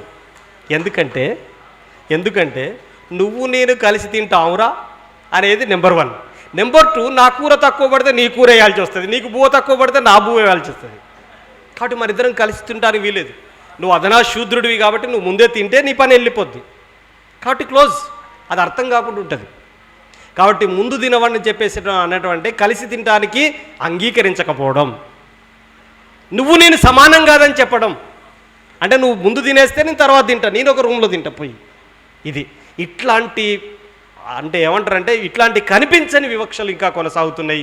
వీటన్నిటికీ వ్యతిరేకంగా ఇంకా ప్రయత్నం చేయాలి. ఇప్పుడు ఇంతెందుకు, మధ్యాహ్న భోజనం వండితే ముక్కు పచ్చలారని పిల్లలు కూడా చెప్తున్నారు. ఆ ఎస్సీ డ్వాక్రా గ్రూపుల వాళ్ళు వండితే మేము తినవని ప్లేట్లు పైకి లేబెట్టండి అంటే ప్లేట్లు పైకి పెట్టి లేబెట్టారు తెలంగాణలో, వాళ్ళ కోసం, వాళ్ళ అవకాశాల కోసం. అంతే కదా, ఈరోజు కూడా వివక్ష కొనసాగుతూనే ఉంది కదా. అట్లాంటిది విద్యా సంస్థలలో, అనేక సంస్థలలో కొనసాగుతుంది. అందుకని కులం ఉన్నంతకాలం కొనసాగే కులవివక్షకు వ్యతిరేకంగా కూడా ఎంఎన్ఎస్ కృషి చేయాల్సిన అవసరం ఉంటుంది. నేను ఈ మూఢనమ్మకాల నిర్మూలన సంఘంలో డైరెక్ట్ బాధ్యతల్లో లేకున్నా ఇండైరెక్ట్లో మీతో పాటు కలిసి పనిచేయడానికి కూడా నేను సిద్ధంగా ఉంటానని చెప్పి తెలియజేస్తూ, కులవివక్ష వ్యతిరేకంగా సాగేటువంటి పోరాటాల్లో ఎంఎన్ఎస్ సభ్యులు కలిసి రావాలని, అట్లాంటి ఘటనలు ఏమైనా జరిగినప్పుడు కేవీపీఎస్ దృష్టికి తీసుకురావాలని, మీరు మేము కలిసి ఐక్యమత్యంతో ముందుకు సాగాలని, మన ఇద్దరం వేరు కాదు అనేటువంటిది నా భావం. ఇలాంటి క్లాసులు మా ఇంటర్నల్గా జరిపేటువంటి క్లాసులలోనే చెప్పేటువంటి వాడిని. ఇది కూడా కేవీపీఎస్ సంఘం నా సహచర సంఘం అని చెప్పి భావించి నేను రావటం జరిగింది. నేను చివరిగా చెప్పేది ఏంటంటే, 2 నెలల కిందటనే బైరి నరేష్ గారు చెప్పారు, ఇప్పుడు చాలా క్రిటికల్ సందర్భాల్లో నేను కమ్యూనిస్ట్ పార్టీ కార్యకర్తగా కూడా ఉన్నాను. మా పార్టీ అఖిల భారత కార్యదర్శి సీతారాం యేచూరి గారు చనిపోయారు. ఆ సంతాప సభల్లో ఉన్నాను బిజీగా. రెండోది తెలంగాణ రైతాంగ సాయుధ పోరాట వారోత్సవాలు జరుగుతున్నాయి, అందులో కూడా బిజీగా ఉన్నాను. వాటన్నిటిని వదులుకొని ముందే చెప్పినటువంటి అంశం కాబట్టి ఇక్కడికే రావాలనే ఉద్దేశంతో ఇక్కడికి రావడం జరిగింది. మీ అందరి మధ్యలో మాట్లాడే అవకాశం కల్పించినందుకు మరొకసారి మీ అందరికీ జై భీమ్, లాల్ సలాం తెలియజేస్తూ ముగిస్తున్నాను. టైం ఎంత అవుతుంది? మీరు లోపలికి 9ంటికి వచ్చేళ్ళు, 9 గంటల 5 నిమిషాలకు వచ్చేళ్ళు. 5 నిమిషాలు లేట్గా వచ్చినందుకు మీకు ఈ పనిష్మెంట్. అదే మీరు 9ంటికి వస్తే అయిపోవు కదా, అయిపోనా? కానీ చాలా హ్యాపీగా ఉంది. అలవాటు లేని వాళ్ళు ఇన్ని గంటలు కూర్చోవటం, 1-2 గంటలకు మించి జరగవు. నేనైతే ఎన్ని మీటింగ్లో పోతున్నో తెలియదు. ఒక పెద్ద వక్తను చూసి వస్తారు, ఆ స్పీచ్ టైంలోనే ఉంటారు, ఆ తర్వాత బిస్కెట్ ఎవ్వరు ఉంటాడు ఆడ చాలా మీటింగ్లకి. కానీ మన కుటుంబ సభ్యులు, మన సామాజిక పరివర్తకులు, ఈ ఆధునిక కాల సంఘ సంస్కర్తలైన మీరందరూ మీలో ఉన్న అంకిత భావాన్ని, ఓపికని, చైతన్యాన్ని, క్రమశిక్షణని చూపించారు. ఇది సమాజాన్ని ప్రేమిస్తేనే సాధ్యం, లేకపోతే ఇన్ని గంటలు ఉండలేరు. నిన్న నుంచి ఇప్పటి వరకు ఏ ఒక్కరు కూడా వినోదం కోసమో, విలాసం కోసమో, జల్సా కోసమో, సరదా కోసమో, సంబరం కోసమో తాపత్రయపడలేదు. ఇక్కడ స్థలం అయిపోతే ఆ పక్కన పడుకున్నారు, అక్కడెక్కడో డాబా మీద పడుకున్నారు, ఆ రోడ్డు మీద కార్పెట్ వేసుకొని పడుకున్నారు. నిజంగా హ్యాట్స్ ఆఫ్. మరి ఈరోజు ఒక్కసారి క్రాస్ చెక్ చేసుకుందాం. పొద్దున్నే ఫస్ట్ ఈ జిల్లా అధ్యక్షులని, ముఖ్య నాయకులందరినీ ఎప్పుడూ అవమానపడుతూ నా వీడియోనో, స్కైలాబ్ అన్న వీడియోనో, పెన్మచ్చ సుబ్బరాజు గారి వీడియోనో, రెంజల రాయేష్ అన్నదో, కదే కృష్ణ అన్నదో, బాబు గోగినేని సార్దో, ఎవరిదో ఒకరిది చైతన్య మత్స దేవేంద్ర అన్నదో, ఇంకెవరిదో ఏదైనా వీడియో స్టేటస్ పెట్టగానే మీ ప్రాణ స్నేహితులు కూడా మిమ్మల్ని అనేక అవమాన పదాలతో మిమ్మల్ని ఇబ్బంది పెట్టిన సందర్భాలే ఉంటాయి. అలాగే సోషల్ మీడియా పెడితే అసలు వాడు సంబంధమే లేనివాడు ఒక పెద్ద బ్యాచ్ వచ్చి మిమ్మల్ని కించపరుస్తూ చాలా కామెంట్లు పెడుతూ మీరు బాధపడి ఉంటారని. అరే, మనం బాధలు అవమానాలే కాదు, మనలాంటి వాళ్ళ మధ్యలో సన్మానాలు కూడా ఉంటాయి అని మీ అందరికీ రుచి చూపించడం కోసమే అన్ని జిల్లాల బాధ్యులకి 9 గంటల నుంచి దాదాపు గంటన్నర పాటు ప్రతి ఒక్కరికి సన్మానించి అది మా బాధ్యత ఫీల్ అయి చేసుకోవడం జరిగింది. మీకు తెలుసో లేదో, ఇందులో ఒక 760 కుర్చీలు వేసాం, పైన ఒక 40 కుర్చీలు వేసాం. ఇంకా 150 మంది మీ పిల్లలు పొద్దున్నుంచి ఆటల్లో తడిసి ముద్దయిపోతున్నారు. అక్కడ ఒక్కసారైనా మీ దగ్గరికి వచ్చిర్రా? వాళ్ళకి సంబంధించిన ఒక 20 మంది టీం చేస్తుంది అక్కడ. అలాగే మన వంటల ఖర్చులు తగ్గించడం కోసం మన ముఖ్యమైన వ్యక్తులందరూ అక్కడ పాత్రలు శుభ్రం చేస్తూ పని చేసుకుంటూ ఉన్నారు. పొద్దున మున్సిపాలిటీ వాళ్ళ డస్ట్బిన్ ఎత్తుకుపోవడానికి పెద్ద ఫంక్షన్ కదా, డే అండ్ నైట్ ఫంక్షన్ కదా, ఒక్క ఫంక్షన్ ఎత్తిపోయడానికి మాకు 5,000 ఇస్తారు. మరి మీది రోజుకు 2,000 చొప్పున 10,000, 3 రోజులకి 30,000 ఇస్తే మేము మా మున్సిపల్ వ్యాన్ అక్కడ తెచ్చి మొత్తం ఎత్తి పారబోతామన్నారు. ఎన్ని వేలు ఇస్తే? కానీ మన వాళ్ళు ఎవరో ఇద్దరు నించోర్రి అటొచ్చాయి ఇటొచ్చాయి పట్టుకొని పోయి, అన్న 1000 మంది మేము 3 పూటలు తింటే 3 ఎత్తు కూడా చెత్త వాళ్ళేదన్నా అన్నారు. 3 ఎత్తు కూడా చెత్త వాళ్ళే, అట్లా పట్టుకుపోయి అక్కడ పడబోసి వచ్చారు. Really great. మరి ఆ తర్వాత వరుసగా చాలా పెద్ద పెద్ద ప్రసంగాలు. వీళ్ళందరికీ కూడా నేను ముందే మీకు ఏ విషయాలు చెప్పాలో గంటల తరబడి చర్చించాను. ఏ అంశం మీద మాట్లాడతారో ఈరోజు డిస్ప్లే చేయలే. నిన్న డిస్ప్లే చేశాం, అది కూడా అర్ధరాత్రి. అందులో నుంచి రాజేష్ అన్న, వడగిరి నాగరాజయ్య గారు, మన సుధాకర్ నాయక్ గారు, నిన్నటి ముగ్గురు మనం ఈ రోజుకు వాళ్ళని షిఫ్ట్ చేసుకున్నాం. నిన్న ఎర్లీగా రాకపోవడమో, లేదా నిన్న వక్తలు ఎమోషనల్గా ముందుకెళ్ళిపోవడమో, లేదా సిచ్యువేషన్ డిమాండ్ చేయడమో జరిగింది. కానీ మైండ్ గుర్తుపెట్టుకోండి, వాళ్ళంతా అనుభవజ్ఞులే, జ్ఞాన సంపన్నులే. వాళ్ళ ప్రతి మాట అవసరమే. ఎదుటి వాళ్ళు మాట్లాడేటప్పుడు ఒకవేళ తప్పు అయితే ఆ తప్పును అర్థం చేసుకొని సరిదిద్దడం కోసం వినాలే. ఇంతకు ముందు విన్నదే మళ్ళీ వింటే కొత్త కోణంలో వినాలే. అది చెత్తగా ఉంటే తిరిగి నేను ఇలా ఇవ్వకూడదని నేర్చుకోవాలి, కానీ వినాలే. వినకపోతే ఏది అర్థం కాదు. ఒక సినిమాది గూఢాచారి అనుకుంటా,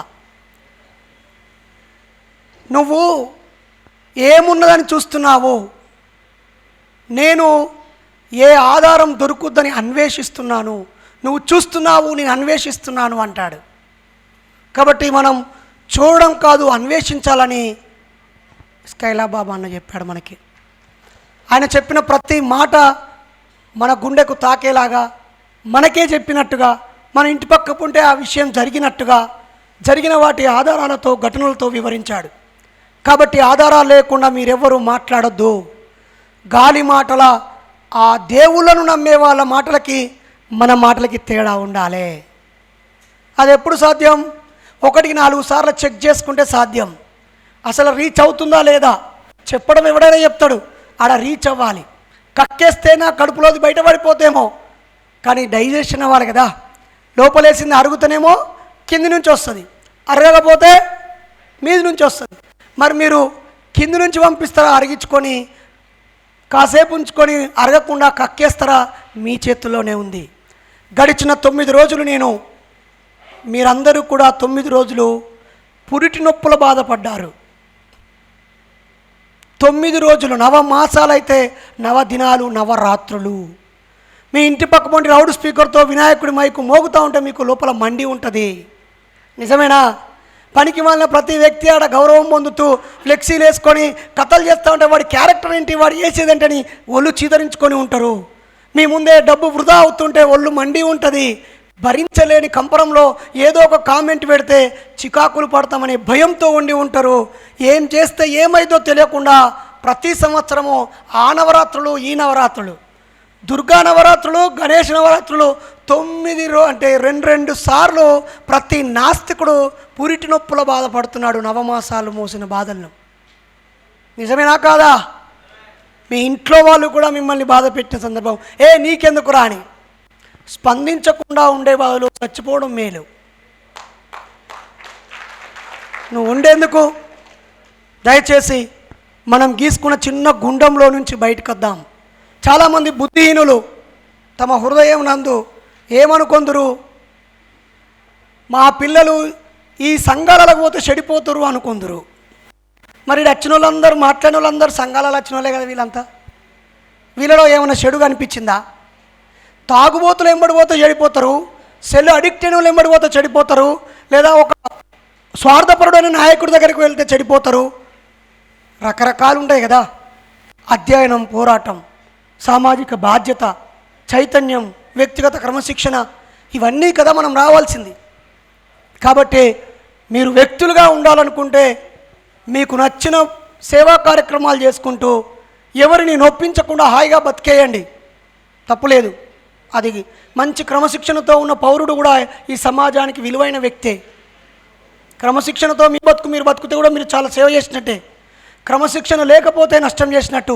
కానీ మనకు క్రమశిక్షణతో పాటు స్పందించే ఒక స్పెషల్ గుణం ఉన్నది. దానిని చాలా జాగ్రత్తగా స్పందించాలని మనం నిర్లక్ష్యం చేయడం చాలా దుర్మార్గం. ఒక పనికిమాలినోడు చేతిలో ఉన్న 1000 రూపాయల కన్నా మన జోబులో ఉన్న 100 రూపాయలు చాలా విలువైనయే. కాబట్టి అన్న చెప్పిన ప్రతి మాట దగ్గర కూర్చోబెట్టుకొని గోరు ముద్దలతో తన పిల్లలకి తల్లి నూరిపించినట్టుగా 1 సంవత్సరం ఉన్నటువంటి మనందరికీ గోరు ముద్దలతో ఎగ్జాంపుల్స్తో అన్నం పెట్టి నేను కూడా మీతోనే ఉన్నానని చెప్పి దశాబ్దాల చరిత్ర కలిగినటువంటి సంఘంని, 1 ఏడాది చరిత్ర కలిగిన మన సంఘంని కలిసి పనిచేద్దాం బిడ్డ అన్నాడు. 1000 ఎకరాలు ఉన్న ఆసామి 5 ఎకరాలు ఉన్న మనతోటి పొత్తుల వ్యవసాయం చేద్దామంటాడు. అంతేనా కాదా? నిన్నగాక మొన్ననే స్టీల్ ప్లాంట్లో వేలాది మందితో ఆల్ ఇండియా కాన్ఫరెన్స్ జరిగింది. వాళ్ళది వేలాది మంది సైనికులు, పెద్ద పెద్దవాళ్ళు. నిన్న వచ్చాడు కదా ఒక ఎమ్మెల్సీ గారు, ఎంత సింపుల్గా వచ్చారా లేదా? కాబట్టి మనం చూసి నేర్చుకోవాల్సినవి, ప్రయాణిస్తూ నేర్చుకోవాల్సినవి చాలా ఉంటాయి మిత్రులారా. ఆ క్రమంలోనే ఈరోజు ప్రొఫెసర్ కాశీం సారు ఒక చక్కటి ప్రత్యేకమైన, నేనైతే ఆయన క్లాసులు ఇద్దరం కలిసి ఒక 200 మీటింగులలో పక్కపండు కూర్చొని ఉంటాం.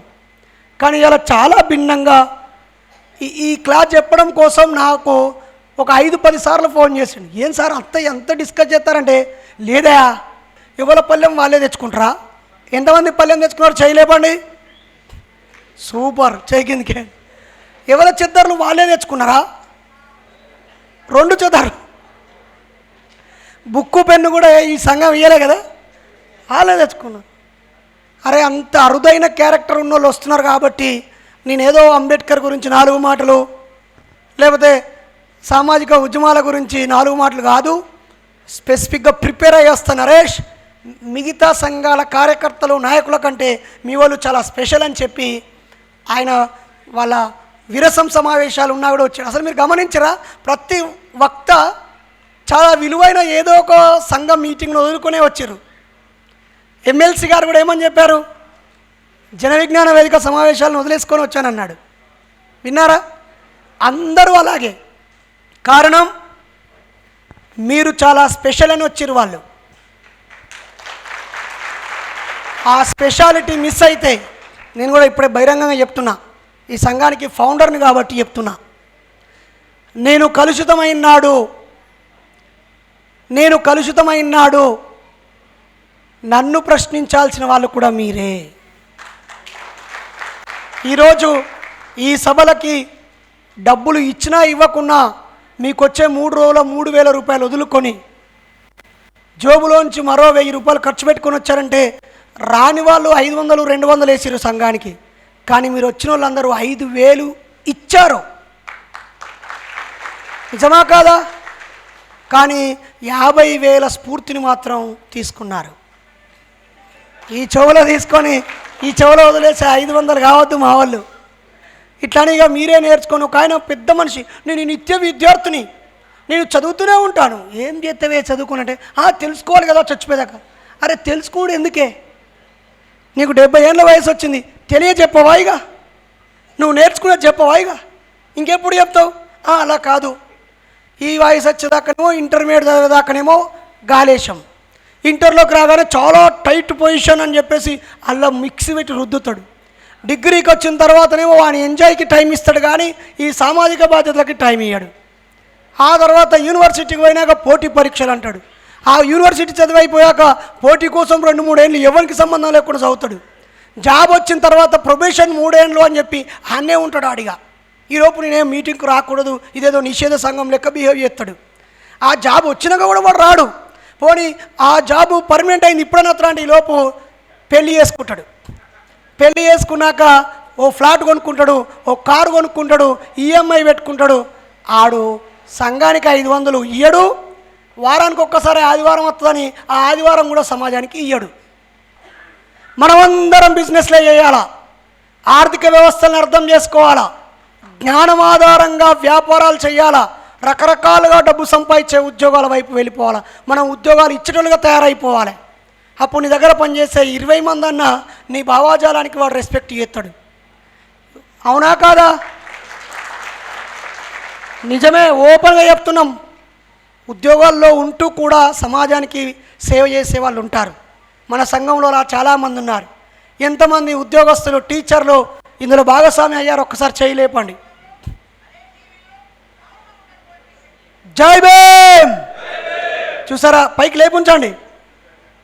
నిజానికైతే మీరు ఉద్యోగస్తులు, టీచర్లు కదా, రకరకాల ఉద్యోగాలు కదా, మీ తోటి ఉద్యోగులు ఇలా 3 రోజులు ఉండడానికి ఇక్కడ పోయిన సందర్భం ఉంటుందా? ఉండదు. సో ఆ డిఫరెంట్ వీటిని కూడా చూపించాలా. ఇంకా రానున్న రోజుల్లో గవర్నమెంట్ ఉద్యోగాలు ఎలాగ ఉండవు కాబట్టి ఆధునిక మార్గాలను అన్వేషిస్తూ పిల్లలను విజ్ఞానవంతులుగా, ఆర్థికంగా డబ్బు సంపాదించే వ్యక్తులుగా, స్పందించే వ్యక్తులుగా, డబ్బు విలువ, శ్రమ విలువ, అమ్మా నాన్న విలువ, కుటుంబం విలువ, సమాజంతో ఉండే అనుబంధం విలువని అర్థం చేయిస్తూ పెంచాలని మీ అందరినీ కోరుతూ జై భీమ్.